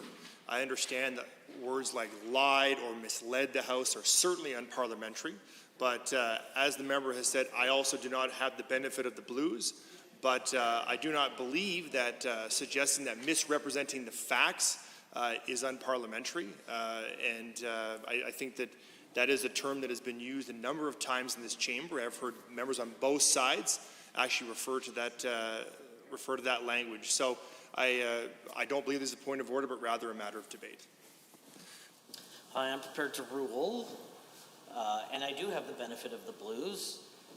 The member, the Honourable Minister of Education, and I should state for clarity's sake, at 2:01, I have the benefit of the blues. I don't have the benefit of the blues from 2:34. The member stated, the fact that the member opposite actually took a health document and misrepresented the facts to parents is reprehensible, and a point of order was called by both the government opposition House Leader and the member for Calgary-McCall. You know, I am very sympathetic to the position that the opposition House Leader has raised today. I have provided caution on a couple of occasions, particularly when we specifically refer to another member as opposed to a group of people. I think that this type of statement about someone misrepresenting something, it becomes very close to misled or otherwise. I also agree, though, with the Deputy Government House Leader that I haven't spoken specifically about misrepresent, but misled. The problem here is we continue to race to what can we do as much as possible, and I know I've heard the member for Edmonton Glenora talk about misrepresented as well over the past week. I would just urge all members some caution with respect to language such as this. It rarely leads to positive debate. I consider this matter dealt with and concluded. It's not a point of order. Honourable members, at 2:10 and 2:11, the Government House Leader rose and called a point of order, and I believe the Deputy Government House Leader is going to be rising. Thank you, Mr. Speaker. Again, honored to rise on this point of order raised by the Honourable Government House Leader and Minister of Environment and Parks. I do not have the benefit of the blues, but this point of order was raised in relation to the member from Edmonton South's comments, both in two subsequent questions. If I could, Mr. Speaker, just combine the points of order, is that within the... Permission granted. Thank you, Mr. Speaker. I appreciate that. Thank you for allowing that. The matter here in debate is actually not necessarily outlined in standing orders, but rather in standing precedents within parliamentary practice. And if I take up this large book in my hand, House of Commons Procedure and Practice, and turn to page 509, it says, furthermore, there are precedents indicating that questions should not, and then move to the following page 510, ask questions concerning internal party matters, party or election expenses. You have discussed this, I wouldn't say at great length, but these matters have come up before the chamber in the past, and you have suggested, or rather asked members to exercise caution when asking questions regarding party matters. The member from Edmonton South's questions were clearly about fundraising and returning money back to donors, fundraising that was done during the pandemic, something that the opposition has also done. So I suggest that this is in fact a point of order, and ask that the member from Edmonton South refrain from using that line of questioning in the future, but also apologize for referencing party matters in a chamber that is clearly dedicated to matters of government and benefiting all Albertans. The Opposition House Leader. Thank you very much, Mr. Speaker. On behalf of the member from Edmonton South, I would apologize and withdraw. The matter dealt with and concluded. We are at point of order 4 when at 2:18 the Government House Leader rose on a point of order when the Honourable member for Cypress Medicine Hat was speaking. Again, thank you, Mr. Speaker. I rise on a point of order called during the second question being posed to the Honourable Government House Leader by the member from Cypress Medicine Hat. It is a long-standing tradition and practice in this House that supplemental questions in question period relate to the initial question. And if I refer to House of Commons Procedure and Practice, 3rd edition, which is, of course, the book here in front of me, but I have a smaller copy right here in my hand, it says that by definition, a supplementary question is meant to arise from the information given to the House by a minister or parliamentary secretary in his or her response to the initial question. It is thus posed immediately following the response to initial question. The same guidelines that apply to initial questions also apply to supplementary questions. Now, there is, of course, precedence as well in Alberta, where on March 30th, 1999, a great year, Speaker Kowalski ruled on page 1200 of Hansard that there is a consistent rule that there should be some flow with the questions, and they should be in similar type of subject. As a first-term member of the Legislative Assembly, I understand that certain certain mistakes can be made, but this is coming from one of the longest standing members in this chamber. Certainly something that members should understand, that we do not deviate necessarily from the topics of the initial question, but it was very clear that his supplementary questions were unrelated. The first question was in relation to, I have my notes here, representing constituents and the ability of MLAs to do so. The second one was with regards to COVID cases and hospitalizations, and the third about a vaccine passport. Mr. Speaker, none of these questions are related. The member knows that, and frankly, should have known better. This is in fact a point of order. I argue and ask the member improve the level of questions he's asking in this chamber by making sure that they're relevant and in line with the parliamentary practices. The honourable member, should he choose to respond? Thank you, Mr. Speaker. Mr. Speaker, I totally disagree. All three questions are based on this government's COVID management, or may I say COVID mismanagement. The first question, of course, was clearly around why the Premier, why the UCP government denied MLAs access to the Chief Medical Officer of Health at the committee level, as per an amendment that myself and colleague from Central Peace Notley made a couple months ago. The question where the point of order was called was clearly around the Premier's failure to increase the number of ICU beds to surge up capacity at a time that Albertans desperately needed it. So I know I started question number one with the fact that the government is under duress right now for allegations of a toxic and a bullying environment. But, Mr. Speaker, that may be directly related to why they have failed so badly on COVID. I'm sorry, these questions are directly related. They're all about COVID management and this government's COVID mismanagement. I am prepared to rule if there's no other submissions. I appreciate the Deputy Government House Leader's pointing to House of Commons procedures and practice. He'll also note that he made the ruling from 1999.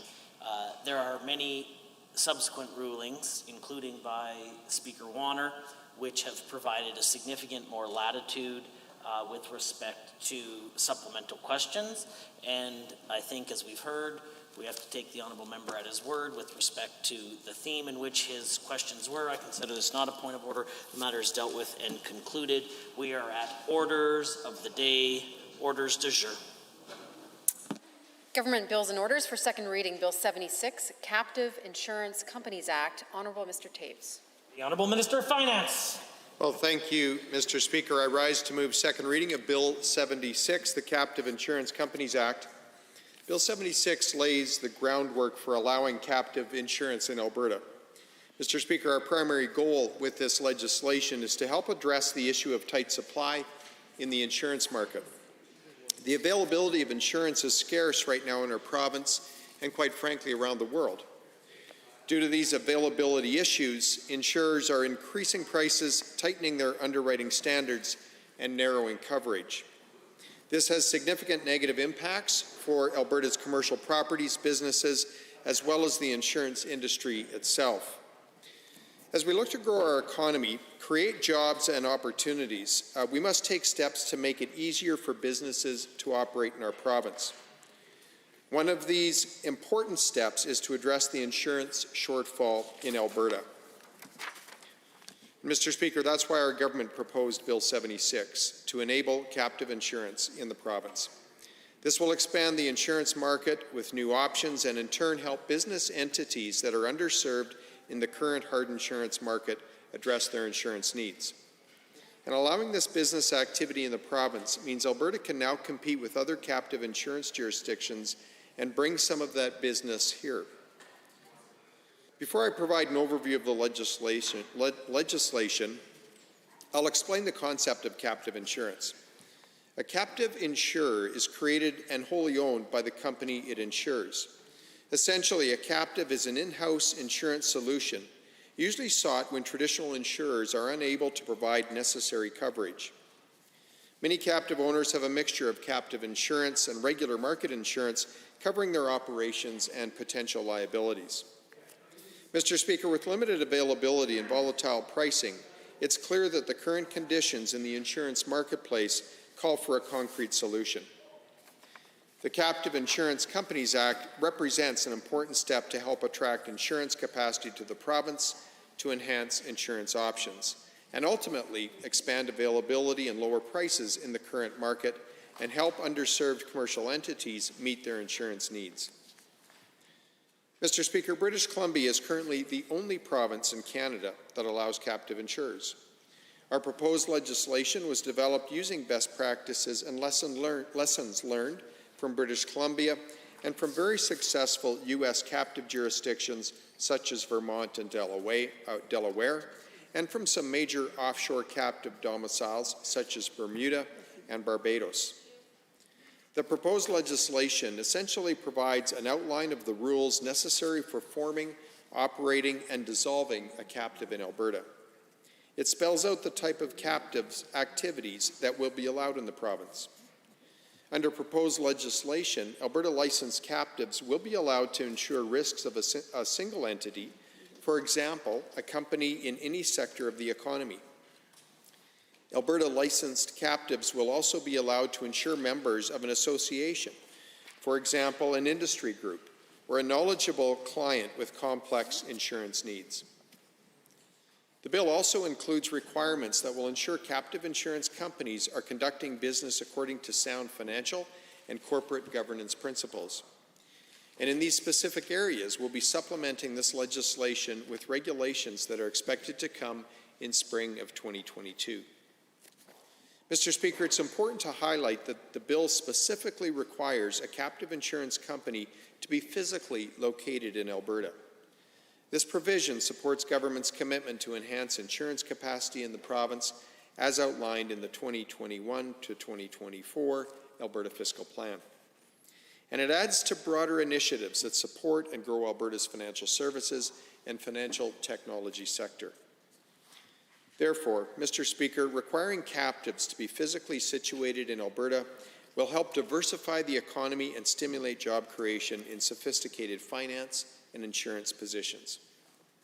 Mr. Speaker, there are already Alberta businesses utilizing captives to meet their insurance needs. Until now, when they have wanted to utilize captive insurance, they've had to establish their captives outside of the province. It's time to bring this business activity home and allow captive insurance in Alberta. Mr. Speaker, this government's goal is to help Alberta businesses insure their risks. This proposed legislation will provide businesses with greater flexibility in addressing their insurance needs, and it will help increase insurance options for commercial entities currently underserved in the traditional insurance market. This includes Alberta's key economic sectors such as energy, agriculture, forestry and manufacturing, and many others. Mr. Speaker, with Bill 76, we're helping to ensure Alberta is the jurisdiction of choice for doing business. Thank you, and I move to adjourn debate. Thank you, Honourable Minister. All those in favour of the motion to adjourn debate as proposed by the Honourable Minister of Finance, please say aye. Aye. Any opposed, please say no. That is carried and so ordered. Under Government Bills and Orders for second reading, Bill 74, Advanced Education Statutes Amendment Act 2021, debate adjourned. MLA Loyola speaking. Thank you. Are there any members wishing to join debate? I see the Honourable Member for Edmonton Northwest has risen.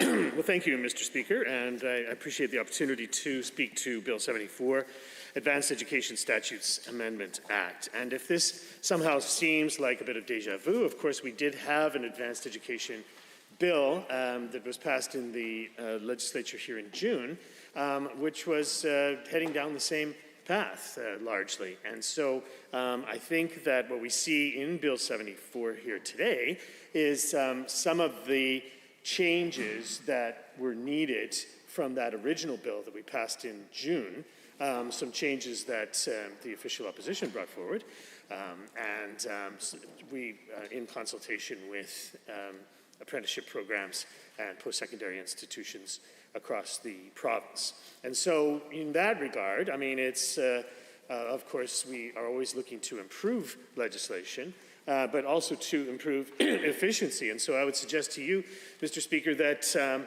we should have got this done in the spring. Quite frankly, we had an opportunity to do so. We brought forth amendments that did reflect some of these changes around apprenticeships and so forth. They were rejected, and here we are now in the fall, on sober second thought, struck down on the road to Damascus. I don't know what happened over there, but, suddenly they realized that we had to do these things. And so I guess better late than never, but, I just wanted to point that out, as we will probably point that out in different versions here this afternoon. In regards to other parts of Bill 74, let me just sort of hit on a couple of the highlights here. And I'm sure that the minister did so when he did introduce this bill and made his first speech on it. But I would like to just reiterate some of these things and put it in the context of the larger landscape in which post-secondary is now residing and the crisis that post-secondary is experiencing directly as a result of massive cuts by the United Conservative Party over successive budgets up to this point today. So we ask, what can we do to improve our post-secondary system across this province? 26 colleges, universities, and trades that literally have hundreds of thousands of students in them. And I would, just by putting this information forward, I think it becomes very obvious what we actually need to do as opposed to what is actually being proposed in this bill at this juncture for our schools in Alberta. And so the proposals for Bill 74, some of the highlights are as follows. They want to change the preamble of the PSLA Act, change the some of the language of the Post-Secondary Act that governs post-secondary in Alberta. Okay, change some of the language to reflect more of a balance with trades and other initiatives that were brought forward from the Alberta 2030 plan. Okay, changing some of the preamble language. Okay, just weigh that in terms of gravity and relevance and things like that. Number two, to provide authority to start a new advisory council to advise on the future of advanced education, what advanced education should look like in the future. So to strike another committee, Mr. Speaker, to strike a committee of people to talk about the future of advanced education. Again, just keep that in your mind. Think about what's happening in advanced education right now, the circumstances around tuition, around cuts to programs, around cuts to operating, and just think about what we see here today, changing some of the language in the preamble so far, and striking another committee to talk about advanced education. Fascinating. Okay, another part of this Bill 74 is to change the names of the different categories of post-secondary institutions, okay? So that you will have, from a 5 or 6 sector model, you will have a category for universities, a category for polytechnics, and a category for colleges. Of course, this happens to correspond with the names of the different post-secondary education systems that we have in place, or institutions we have in place. And so this takes and puts those names into the Act as well. Some of the names for polytechnics, the name for university, the name for colleges. Of course, these have been around for, I don't know, a couple of years anyway, at least 100, maybe more for some of them. So now they're going to put those in the Act as well. And there you go, eh? Next one is change the way that the term limits for board members are set out under the Act from a limit of 2 consecutive terms of up to 3 years to a limit of 6 consecutive years of service, regardless of the number of terms that they did serve. Okay, all right. Very interesting, I'm sure. There starts to see a bit of a pattern here, Mr. Speaker. And I don't like to use cliches because, I used to be an English teacher, but there is a great cliche that works here, and it's shuffling the deck chairs on the boat that's sinking. Post-secondary education has experienced almost $690 million in cuts over 3 successive budgets from this UCP government. These are the largest cuts in the history of this province to post-secondary. You literally have post-secondary becoming unaffordable. Tuition rates are skyrocketing. There is whole programs that are being collapsed. You have thousands of people that have been laid off. And here we have changing some language on the preamble of an act, changing the categories for people sitting on boards, starting another committee to talk about the future of education, right? As if we haven't just done that with Vision 2030 and all of that, right? Spending millions of dollars hiring a company to do that very same thing, and so on. And so on it goes, and again, I just wanted to put that into perspective. I mean, there are some other things around apprenticeship programming and so forth that, as I said, were amendments that we had brought forward in the spring for the act that the minister brought forward, and here we are seeing them enacted in the part of this Amendment Act too. So I mean, I will give credit where it's due, right? These are things that obviously people said in the apprenticeship program needed to get done, and there they are. But I just wanted to put it into the context, Mr. Speaker, of where we are in the present day of our post-secondary institutions, advanced education, and the serious crisis that all of them are facing here and now. I've made some comments this week around advanced education and COVID. We know that having students go back to regular classes, I mean, this is something that we all hoped and prayed for. I mean, it's very important to have that in-person education in our advanced education. It's part of the experience of being in college or in a trade. You can imagine you learn how to weld, and you could be there. You got to learn how to do that in a welding shop, right? Having the conversations and the discussions in tutorials in various college programs, having those hands-on programs for nursing and medicine and chemistry and so forth. We all wanted that to get back into action for sure, but we wanted it to get back to in-person classroom as long as it was safe and as long as we had protocols in place that would allow the maximum safety for students and for faculty and for staff in our colleges and universities and polytechnics.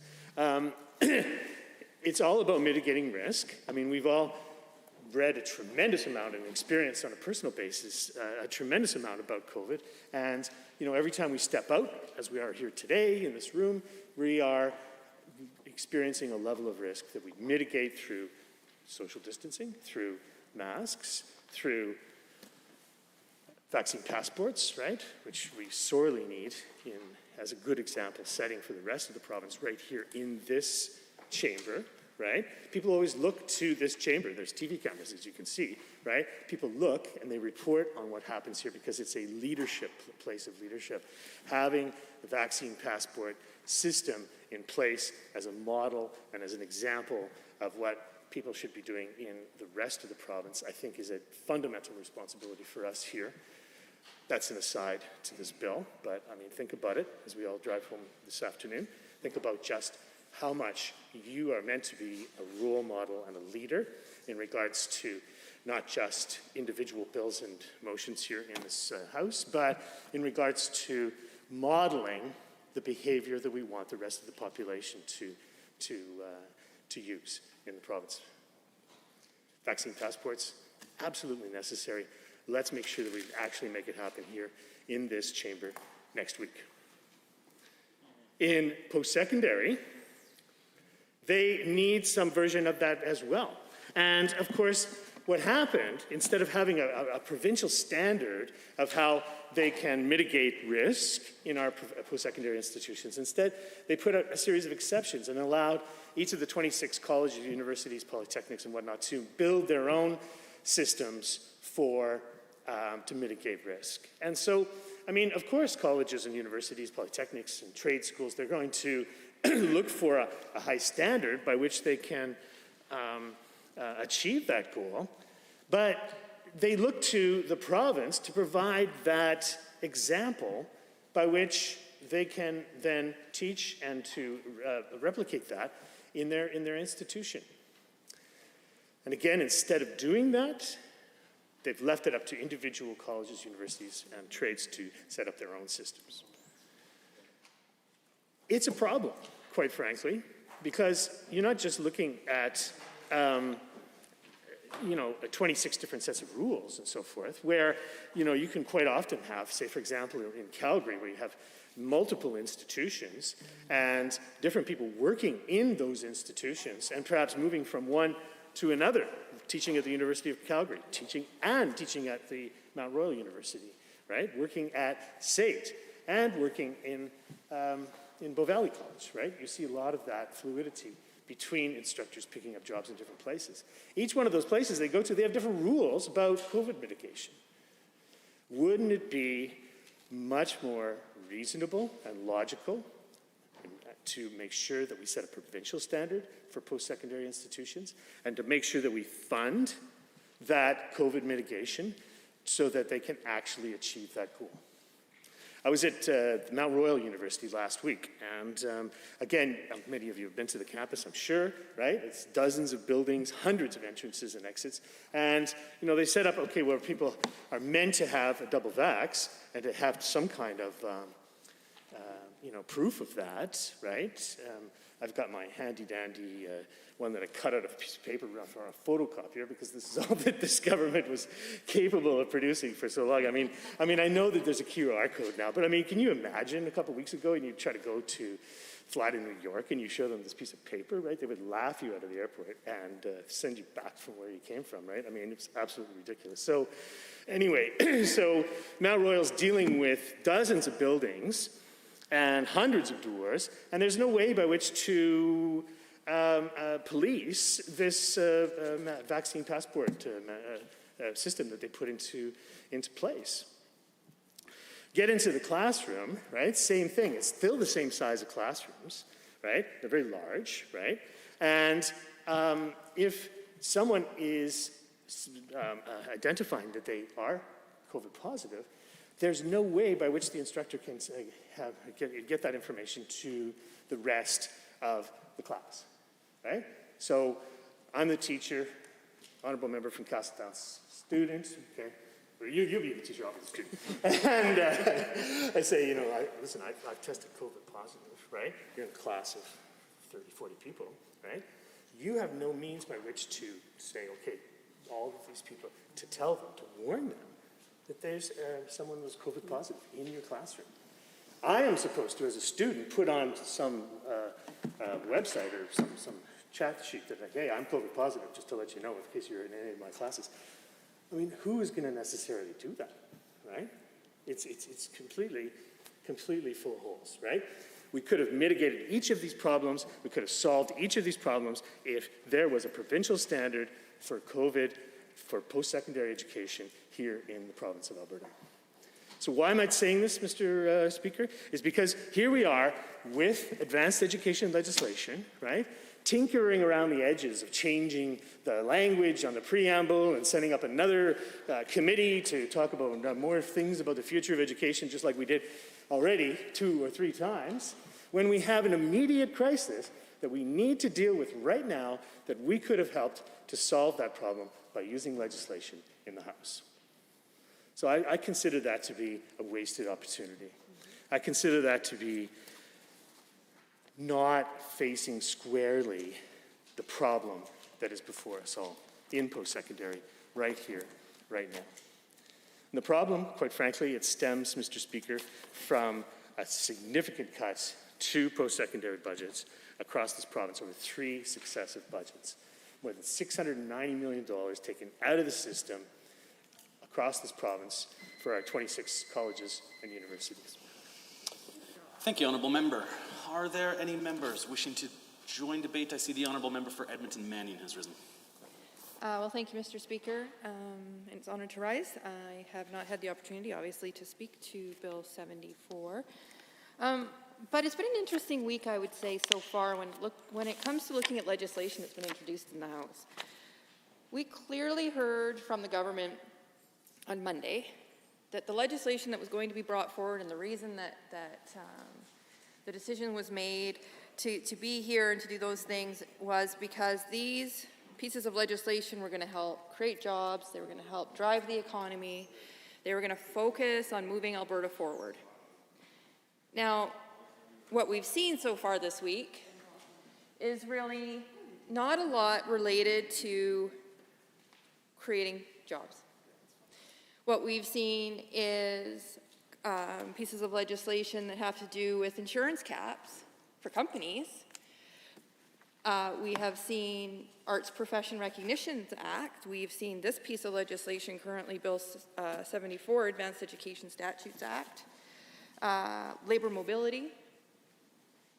All administrative pieces of legislation that are actually not going to encourage investment into Alberta, help stimulate the economy, really create the jobs that we were told on Monday was the whole reason why we were here.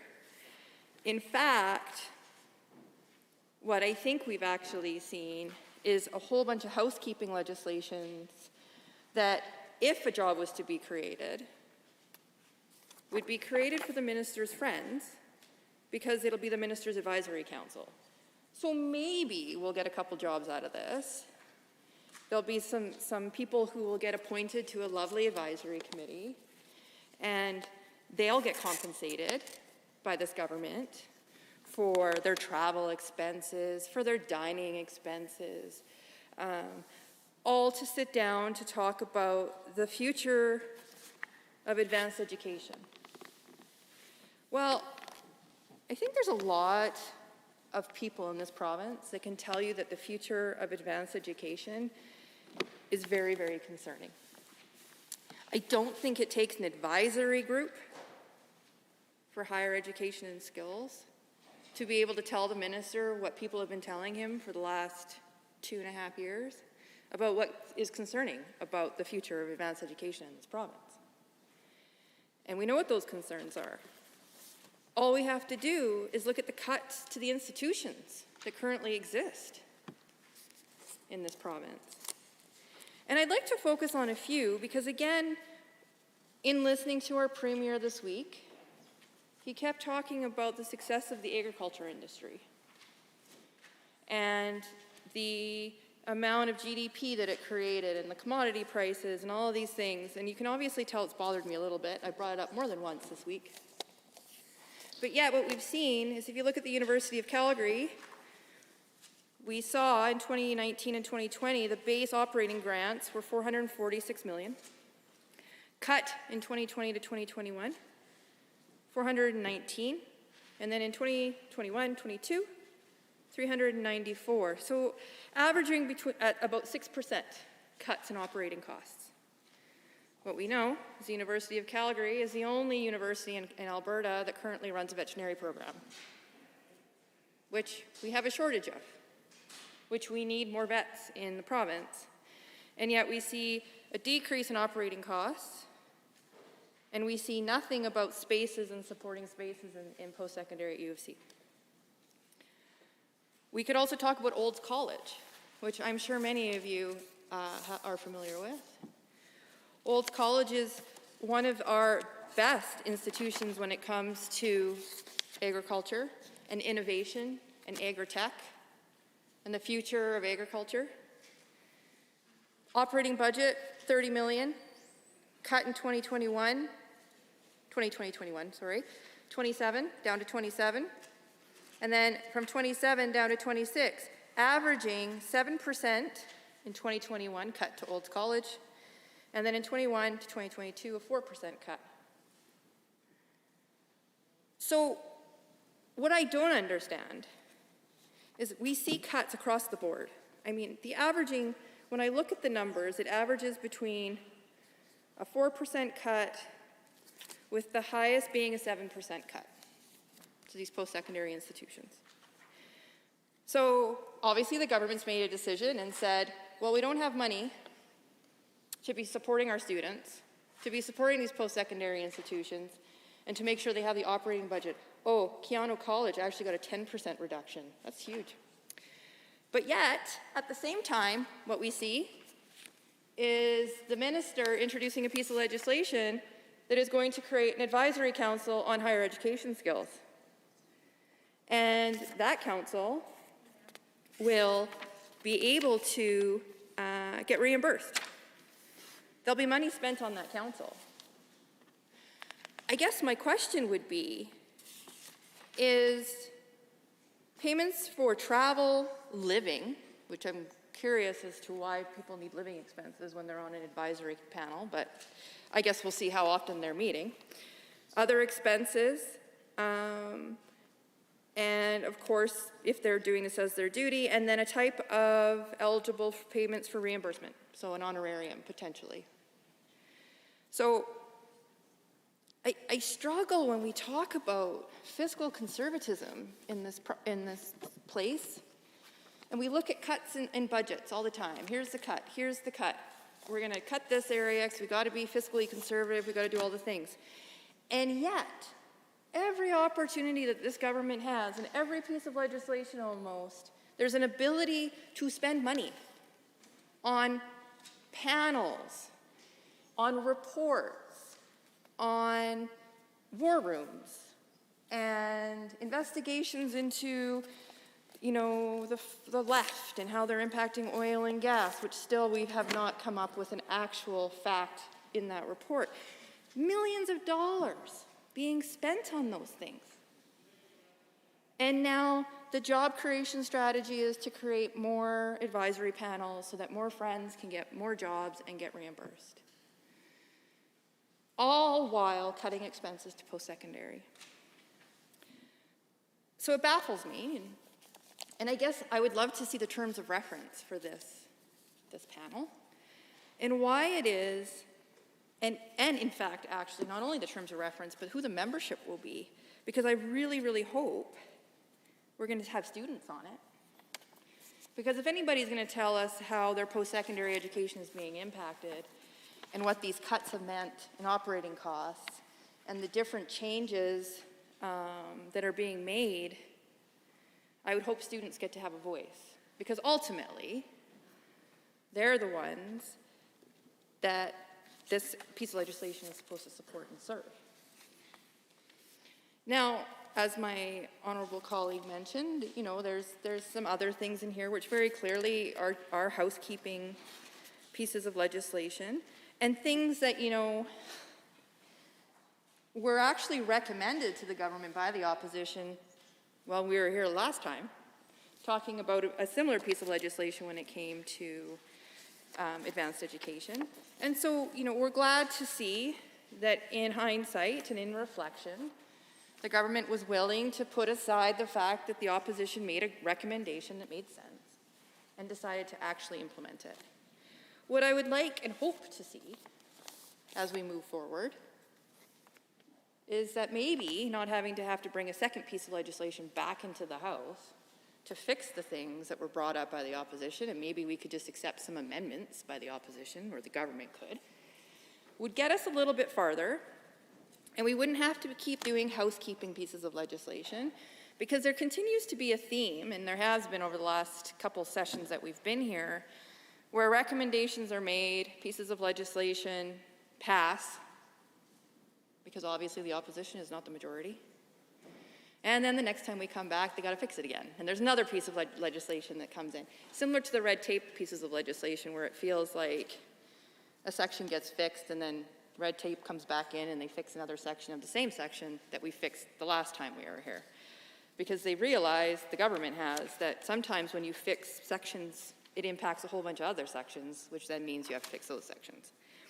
Which is why you should always be very careful when introducing a whole bunch of legislation that are really, really, really thick.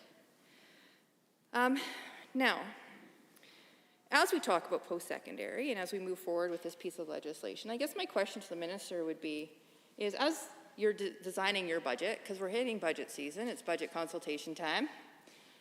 Usually budgets are, you know, getting finalized around the Christmas time, and I'm sure the Minister of Finance would be aware, because I'm sure he's starting to get busy season soon, is whether or not we're going to see some changes then to post-secondary now that the minister has recognized that there are some things that need to be done when it comes to aligning our post-secondary institutions.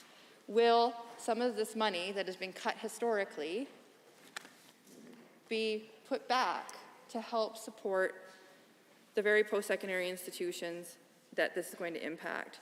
And I think my colleague had a very important point when talking about COVID, because, and I'm not sure if he has the information for this or not, but I'm curious as to how much it's actually costing, and if we've seen already how much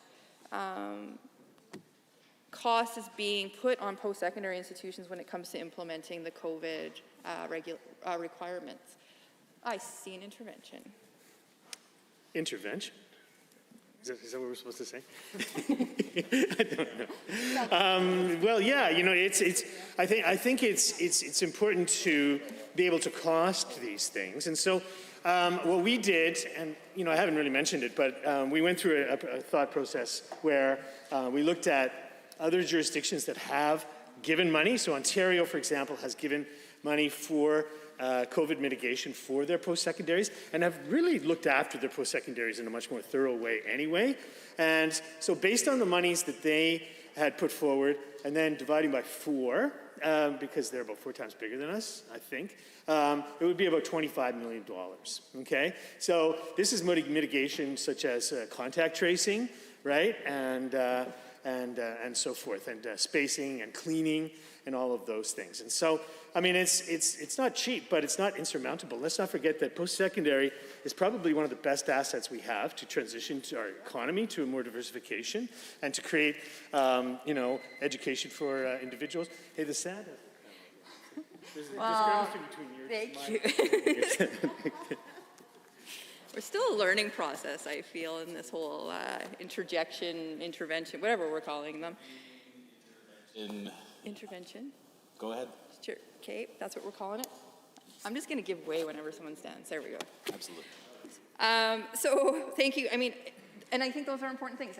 And I appreciate the comments from the honourable member that the cost that is being put forward to keep students safe is important, and I don't think we should minimize that at all. I guess the question then becomes is that if we're seeing in other jurisdictions that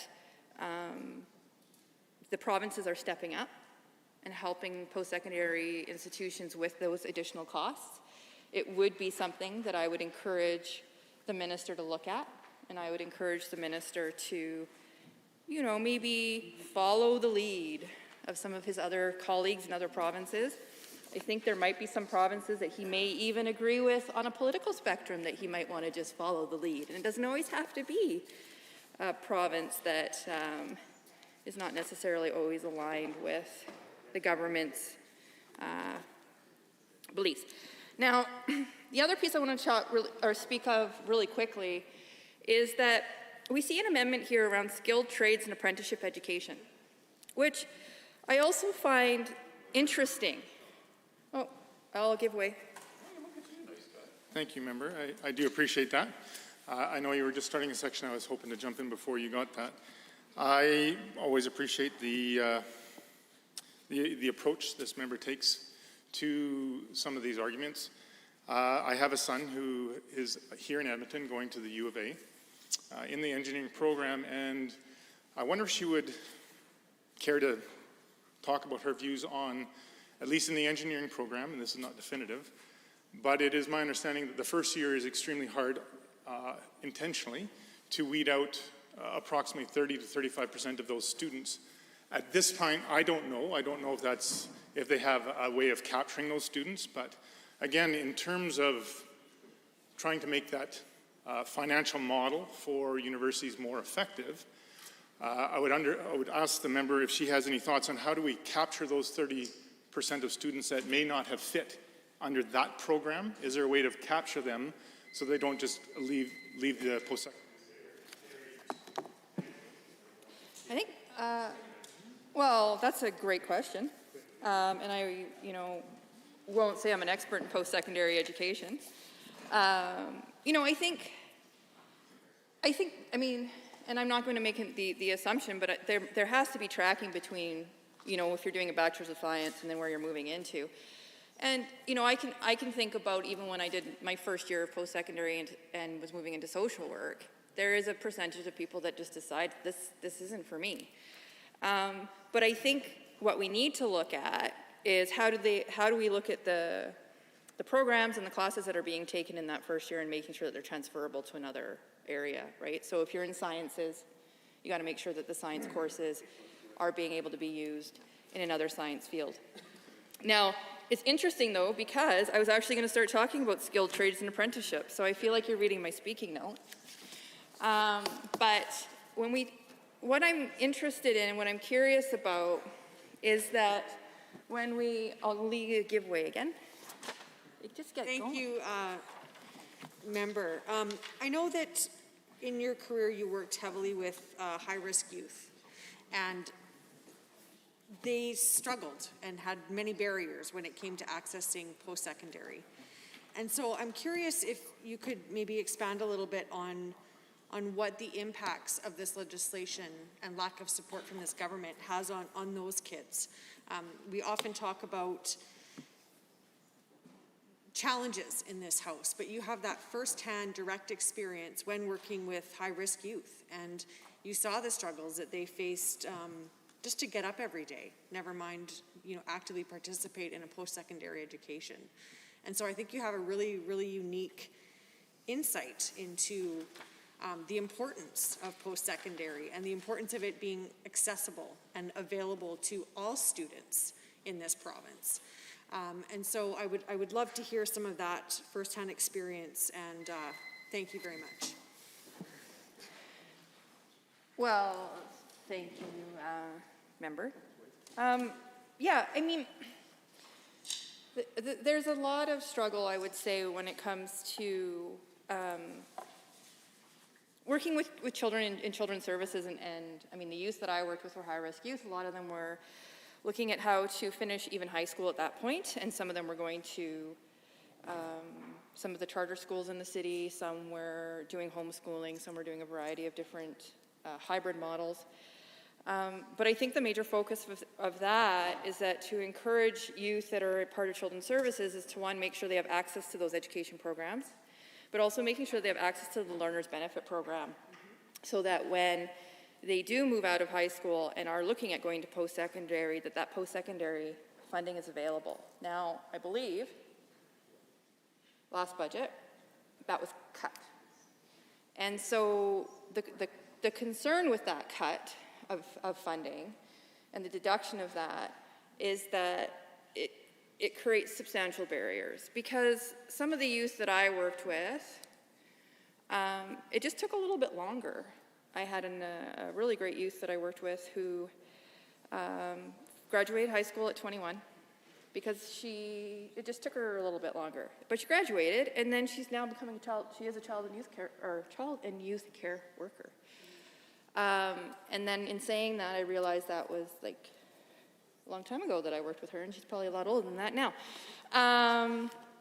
And so, but she was able to access those supports and those programs. She got the Learner's Benefit through Children's Services. She got Advancing Futures. We were able to get her some grants. But really, what supported her through that was also being on the Supports for Permanency for a while as well, where she was able to have access to an apartment and get all the supports that she needed so that when she could work through finishing high school and then going to post-secondary. So we have to make sure that, of course, we're not downloading the cuts to these supports and services to post-secondary onto our students, because at some point we just make it so the affordability of going to post-secondary becomes such a barrier that people don't go. And this is what I think is really important. When we look at even the Labor Mobility Act that came in this week, and you know, we heard the Premier talking about, well, this is about jobs, and we're going to have this big, boom in the economy, and we're going to need workers. Okay, I mean, maybe he has a projection that I don't. But what we really need to be focusing on is making sure that our students, our people who want to go to post-secondary and who want to work in these fields, these trades, these innovative sectors, have access to the spaces, and those spaces are affordable for them to go, and that we're making it encouraging and inviting to stay in Alberta. Thank you, Honourable Member. I see the Honourable Member for Lac St. Anne Parkland has risen. Thank you, Mr. Speaker. Part of it, I need to step up and I want to talk to this important bill. Part of it, quite honestly, I sit down here too long. You know, the speeches are very enthralling. Love to listen to the different points. And this new interjection model works for some of the members here, some others it doesn't. We'll see how that works out in a while. But a couple of the items that were coming up on Bill 74, you know, we've always allowed a little bit of latitude here and there. And some of the conversation was taking place around professors and students and teachers and adequacy for funding, et cetera, and talking about striking another border committee to take a look at where advanced education might be going. In my opinion, I think that's probably prudent, given that it's been stagnant and static for a number of years, needed reform. We've got a lot of issues that need to be reformed. And we find out more of these, and when we have 6 years, so a shortened tenure of allowing people to come in and out, you kind of get that fresh perspective. The other thing I might propose, and we'll talk about it later probably, is designating somebody from a trades background or something along those lines so they can get a more broader, more fulsome perspective. So I was fortunate enough to be part of the Skilled Trades Task Force that a lot of this information was based off of, and it was a really good cross-section. We spent a long time, actually. COVID hit. We were fired up before that. It hit, so we had to modify it. But when you've got university deans of 2 different colleges and universities, we were looking at different models around the globe of what we could look at for education and try to tie it in. This is part of that piece and that puzzle. And when we're talking about, well, I'll talk about 2 things. One thing's a couple of things that came up about our environment and about the work itself, Mr. Speaker. The economy here, why people may be moving from one area to another. So I can give you an example of one university prof that I know. He moved from the UBC engineering. He was actually in the engineering field prior, consulting, doing all those type of things. Went into academia, became a prof. Was then tenured at the U of A in the engineering department there. And, well, he saw an opportunity south of the border. Down in South Dakota, he went from being a prof up here to actually being the dean of the mining college down in South Dakota in Grand Rapids. And it's interesting to hear Rob, so shout out to you, Rob Hall, to hear his perspective on how the funding models work and why he chose to go to the States and after being at the U of A and UBC. A lot of it comes down to that private capital. A lot of it comes down to the funding models. Like he was saying, an example that Caterpillar basically pays for half of his budget. You know, I might be misquoting a bit, but a large sum. And a lot of that is through mining, the mining technologies themselves. And what that does is starts to draw in a bunch of the students. So when you look at changing the model, we're kind of stuck in convention here, and we can talk about healthcare at one point too. I'd love to get in that debate. When we get stuck in these conventions and we do this navel gazing and we're not willing to look outwards, to look at trying something different, we're setting ourselves up for failure. So that's what part of this discussion is going to be about. The other thing that was really concerning to me in talking about the healthcare side of it, my background, I'm technical, but my wife's family is predominantly medical. And her connections out there as well. And there used to be an adage, and I'm going to mess it up because it was in Latin, but let's just put it in context, to educate thy son. That was one of those oaths that was passed along.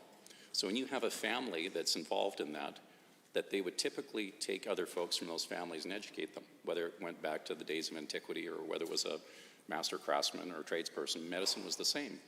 Now, part of the rationale behind that isn't just on academia, it's not just in the marks, it's the aptitude to be able to serve.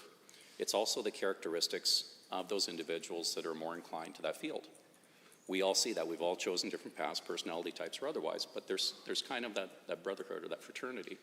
And the other thing that's a byproduct of that is that these kids are literally sitting around the table, typically listening about medical conditions or understanding that mom and dad's not going to be there because they're out working and serving the public in that healthcare capacity. So when we've got, remember, Alberta students, yes, go ahead. Just wondering if you'd give away. Thank you, member. As you're finishing that thought, I would wonder, back to my previous comment, if you would expand on that to, again, capture those lost students. And I think that feeds into what you're talking about, is if any students go to an advanced education and they don't fit their first attempt, and rather than just dropping out, not only is that lost opportunity, it's a lost future for those young people, it's also lost revenue for those universities. Can you speak about a better model that captures them to plug them into what they would be good at and provide them a better future to a marketplace? That thinking, and I believe we've discussed before, possibly a little bit more like a European model that identifies early their skill sets so that they don't fall through the cracks, quote unquote, but they are captured into their giftings and talents so they have a better future no matter which avenue they follow.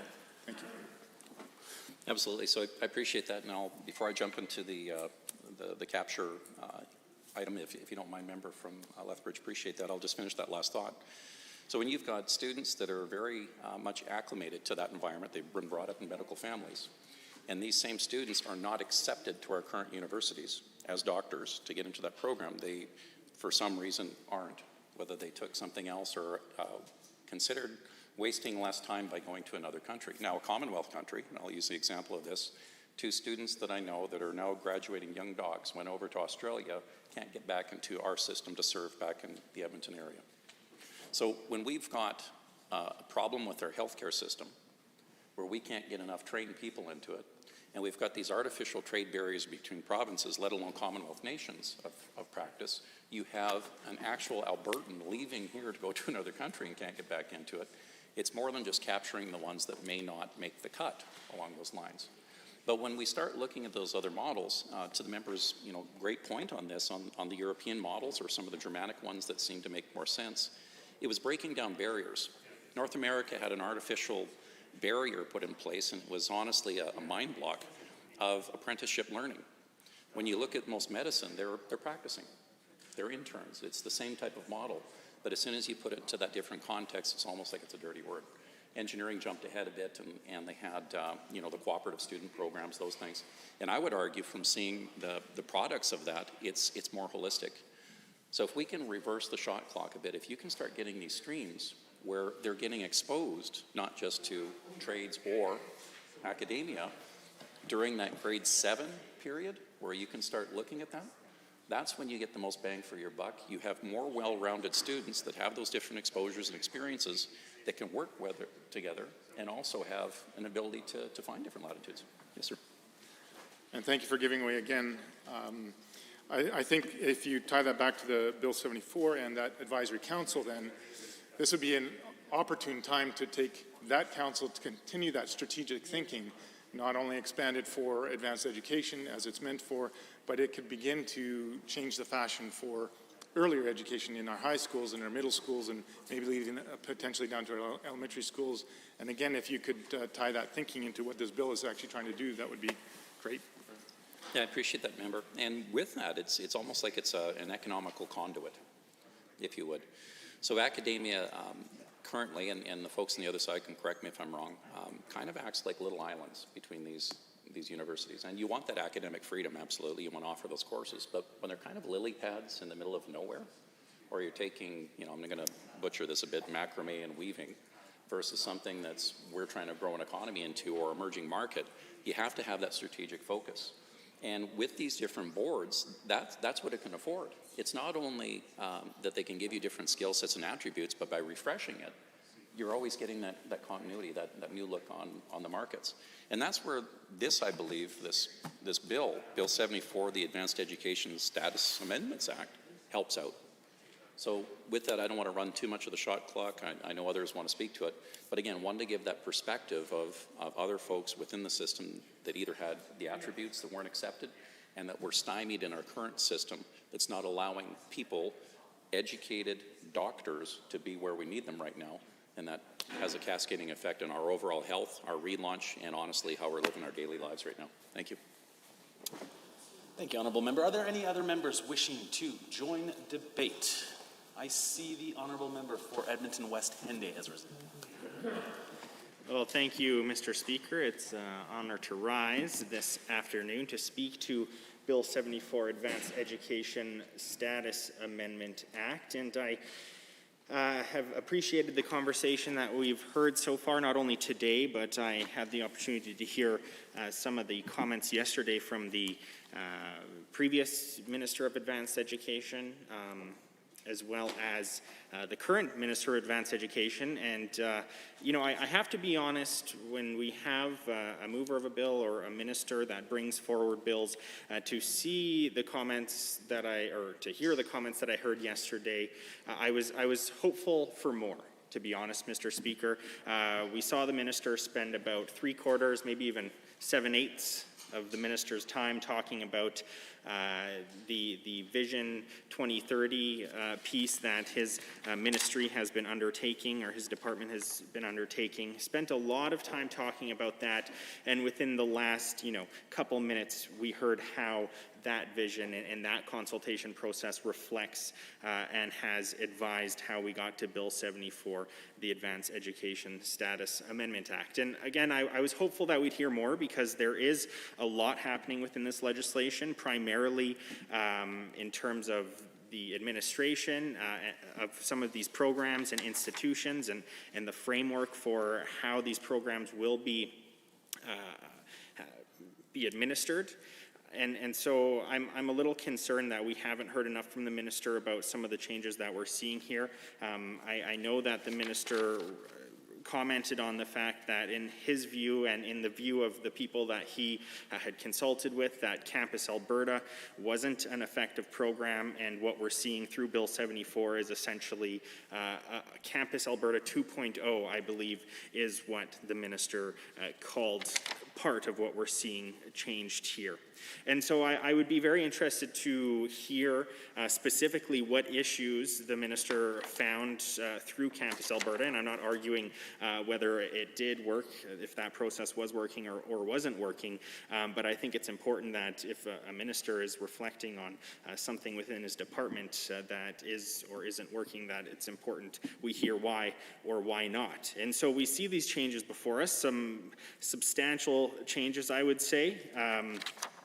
Changes that could have, as the member from Edmonton Northwest reflected on, could have been made in the spring session. We had brought forward concerns and amendments with some of the things that we're now seeing put forward through Bill 74, and it's frustrating because we had taken opportunities to consult. I'm sure the government did as well, and heard from stakeholders, likely specific to the administration and governance of apprenticeships, as we're seeing changed in this legislation. And I'm sure they heard concerns that were put forward at that time, that they should have made some amendments to that previous legislation, yet here we are now doing it later, when we should have been able to get it done in the first place. And I also agree with the member from Edmonton Northwest that we are debating this Bill 74, and the minister talked about how this reflects on Vision 2030, yet we can't continue to do this work in silos. We look at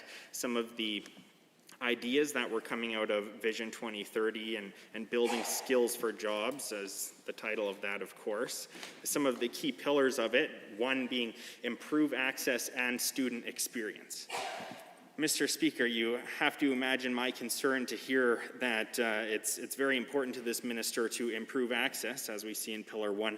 But the fact is, this UCP government has cut, as we've heard, nearly $700 million from our post-secondary institutions. And so what does that mean? I can't imagine that means improving access to anyone. And above and beyond that, over the last 2 or so years that we've had this government in place, we have seen tuition increases upwards of 15% for some programs. Mr. Speaker, I question again how that is improving access and student experience at these institutions. We've seen departments amalgamated. We've seen programs potentially losing seats, and we heard from the member who interjected earlier about how important it is to have opportunities for students, and I can agree, and I suppose I will take that interjection, Mr. Speaker. Thank you. Sure, thanks very much. I just recall when I served in Public Accounts Committee, looking at the report of the Auditor General. My recollection is under the prior NDP government, we didn't actually see any increases in enrollment with post-secondary students. So I just want to ask the member how they, as NDP, did actually increase enrollment when the numbers don't bear that out. Thanks.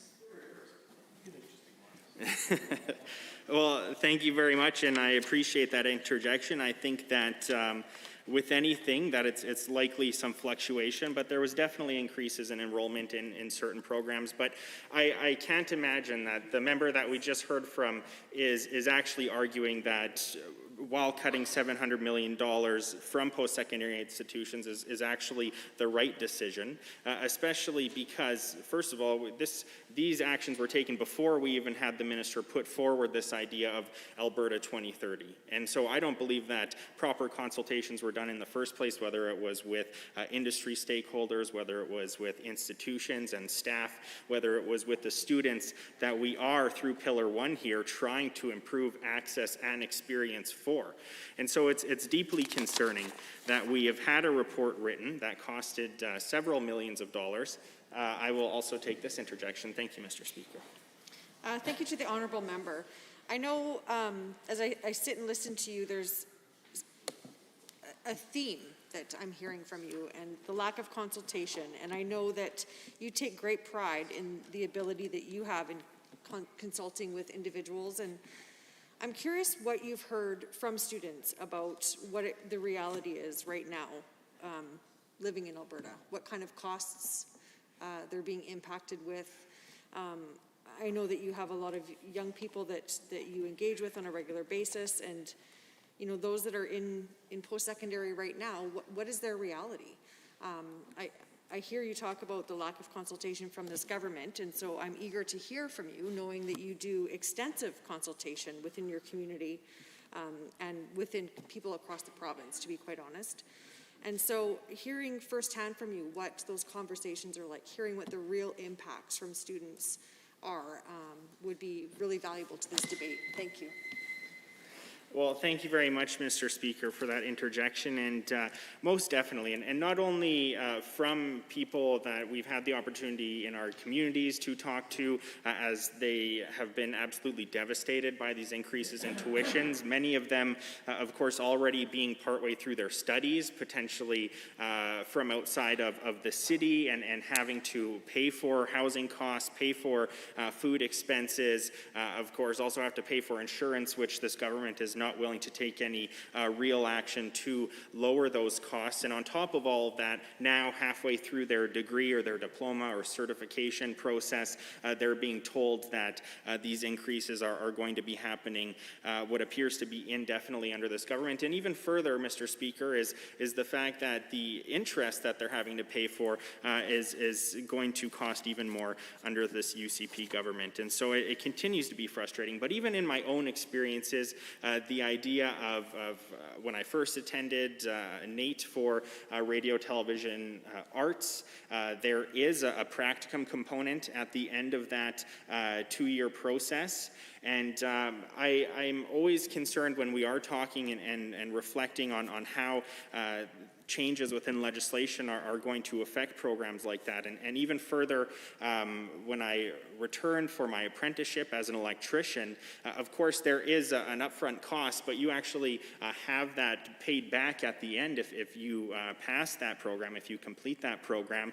And so again, when we see changes through this legislation, when we hear about changes to apprenticeships, that is always a concern for me. If that process is going to change, it's a concern when we talk about leaving potentially corporations or private companies to be able to start administering these programs. And I'm not saying that it's necessarily a good or bad thing. I think that I have to consult more with my stakeholders and people in the industry. But the fact is, these are some major changes that the government has undertaken. And I'm concerned with how that is going to potentially create competition even between our post-secondary institutions and between companies that can potentially whatever it might be. Competition that may or may not be healthy and to the best benefit of these workers. I will take that as well. Thank you. Thank you. It's a friendly intervention. I'm just so curious to know more about your experience with the electrician apprenticeship program, because of course one of the ways by which we can improve retention and participation in post-secondary is to have that work experience on a paid basis, so that people can afford to do it, quite frankly, right? If you are looking down the barrel of a four-year degree with massive student loans and so forth, but a lot of people in Alberta are just less able to do that, especially with rising tuition rates, skyrocketing tuition rates. But with an apprenticeship program that's in conjunction with that trade and setting a standard that is recognized throughout Canada and probably throughout North America through many of those trades. How does that all come together to increase participation in post-secondary, to make it more affordable, and to ensure the highest standard of that trade? Well, thank you for that, and I appreciate those comments. And there's no doubt that, first of all, I couldn't imagine, well, I guess I don't want to offend any other programs that offer it, but I couldn't imagine a better experience than the one I received at NAIT through that apprenticeship program. And again, I had the opportunity to earn my over 1,000 hours of work experience, paid, of course, Mr. Speaker, before going to that institution and going through that process of several months of intense learning before returning to the workforce after that. The fact is, again, as we're talking about making changes to apprenticeships or changing the framework or the regulatory bodies or the way that those programs are administered, I continue to be concerned, not only by the idea that we are creating competition again by potentially corporations that now want to offer these programs, the government talking about changing the way these apprenticeships are offered is deeply concerning to me, because I'm concerned about the idea of unpaid apprenticeships potentially through these processes. If that's on the table, if that's off the table, it's important for us to know. But again, these are questions that we should have heard answered by the minister who spoke on this legislation yesterday, but unfortunately we didn't. Again, I go further, not only before entering school, but as those apprenticeships continue, going back into the workforce after finishing that in-school portion. You have that opportunity to get paid again before going back to school. And so The honourable member, there is another member who has stood up for an intervention. However, there's already been 3 interventions during this speech. So again, my apologies for interrupting you. I just wanted to take the opportunity to we're still learning, so please continue. Absolutely, Mr. Speaker. I appreciate that. And this is an important topic, most definitely. But whenever we are talking about changing these processes, about changing how the competition happens within apprenticeships or other potential internships or whatever it might be, it's important that we get those answers before we are asked to say yes to this process. And again, we've seen some major changes to how our post-secondary institutions are governed, specifically through the bill that we saw in the fall and now through Bill 74. And so we need answers before we are expected to vote on this, Mr. Speaker, and it's unfortunate that we haven't got that. And so, again, when we talk about looking at some of the other pillars here, number 6, of course, is what the minister went on to say, that Bill 74 is strengthening the system governance. I think that we need more feedback before we can accept that at face value, that is the case. Looking at 5, improving sustainability and affordability of institutions.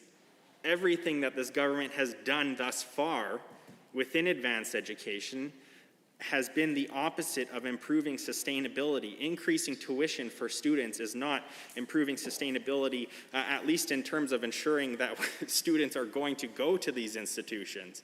It's certainly not increasing affordability, as is the second piece of Pillar 5 in the Alberta 2030 Building Skills for Jobs vision that this minister has put forward. And so I continue to be frustrated that we haven't gotten the answers we need, that we're back here amending legislation that came here in the spring that obviously wasn't ready, as we were clearly pointing out at that time. We had put forward, again, amendments to that legislation to try and strengthen the way that apprenticeships were taking place and establishing a proper framework and regulatory pieces to that.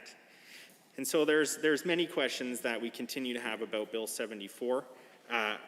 Another question is how will the process and accreditation for new apprenticeships or micro-credential programs work? That's another piece of the Alberta 2030 vision that we see potentially taking place in this legislation. And I think the idea of micro-credential programs is an interesting one. I want to fully understand what the minister's vision is for these micro-credential programs. Again, are we talking about people going into the workforce and working for unpaid internships to get these? Is it potentially going to be paid and unpaid? These are important conversations that need to happen, Mr. Speaker. But I definitely am interested in that idea. We've heard conversations about the council that is being created through this legislation. I think it's important to understand what the budget is going to be for this council. This government continues to talk about how we need to reduce budgets, and again, we're seeing $700 million that has already been cut from post-secondary institutions, but we're talking about budgets for these new councils, as the member from Edmonton Manning discussed. I think it's important that we have answers for how much we're expected to pay these. I know the member from Edmonton Goldbar took great concern with how much it cost us to receive some of the reports that were done for the Minister of Advanced Education, that the work that we saw done through these reports was likely already sitting in the ministry office. I think the member talked about it being easy to write it on the back of an envelope, very colorful with words always.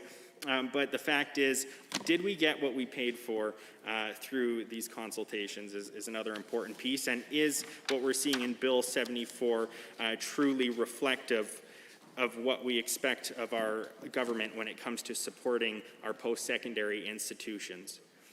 And so there's a lot of reflection that I need to go back to my community and have, both with industry stakeholders and people that are going to be affected by this legislation, our post-secondary institutions. There's always concern when we talk about changing what has, I'm sure there's always things that we can point out that aren't working, but I am proud of my opportunity to work within the trades, to work as an apprentice before being elected to this House. There's no doubt that that is what I'd be doing right now if I hadn't had the privilege of being elected here. And I'm concerned about all of those workers who are currently trying to find work. The majority of people in my own union of IBEW 424 who currently are looking for work. And when we talk about creating new opportunities to become an apprentice or how those apprenticeships are developed, those are important conversations. There's no doubt that we need to create an economy for the future, that it needs to be future-proof, but we also need to make sure that we aren't leaving all of those workers who are currently unemployed behind in the process. And so again, as we develop these strategies, we need to have an honest conversation about what's on the horizon in terms of work opportunities, in terms of supply of these positions and these jobs, because there are currently so many workers who are looking to fill positions already. When we talk about indenturing more people and starting more apprenticeships, I think it's important that we ensure that there's going to be work for all of them if they are going to go down that path. And so, again, the $700 million that we've seen cut from post-secondary institutions through the government's last couple years is so concerning, and I don't think it is reaching any of the goals that we're seeing in Alberta 2030. I don't think that there was any real surgical process of how the ministry or how this government went about cutting funding from these institutions. I think we've heard that it has only devastated them, and that many courses have been directly affected by that, and many staff has as well. And so when we talk about making sure that this is a tech sector, making sure that we are keeping our talent here, and that new people want to come, thank you. Thank you. I see the honourable member for Cardston-Siksika has risen. Thank you, Mr. Speaker. I move that we adjourn debate. Having heard the motion as proposed by the honourable member for Cardston-Siksika, all those in favour of adjourning debate, please say aye. Aye. Any opposed, please say no. carried. I see the honourable member for Cardston-Siksika. Thank you, Mr. Speaker. I believe we have had a very productive week here in the Assembly. Grateful for everyone's participation. I move that the Assembly adjourn until 1:30 p.m. Monday, November 1st, 2021. I wish everyone a happy Halloween and a safe travel home. Having heard the motion to adjourn debate, to adjourn the Assembly until Monday at 1:30 p.m. All those in favor, please say aye. Aye. Any opposed, please say no. That is carried. We are adjourned until Monday at 1:30 p.m.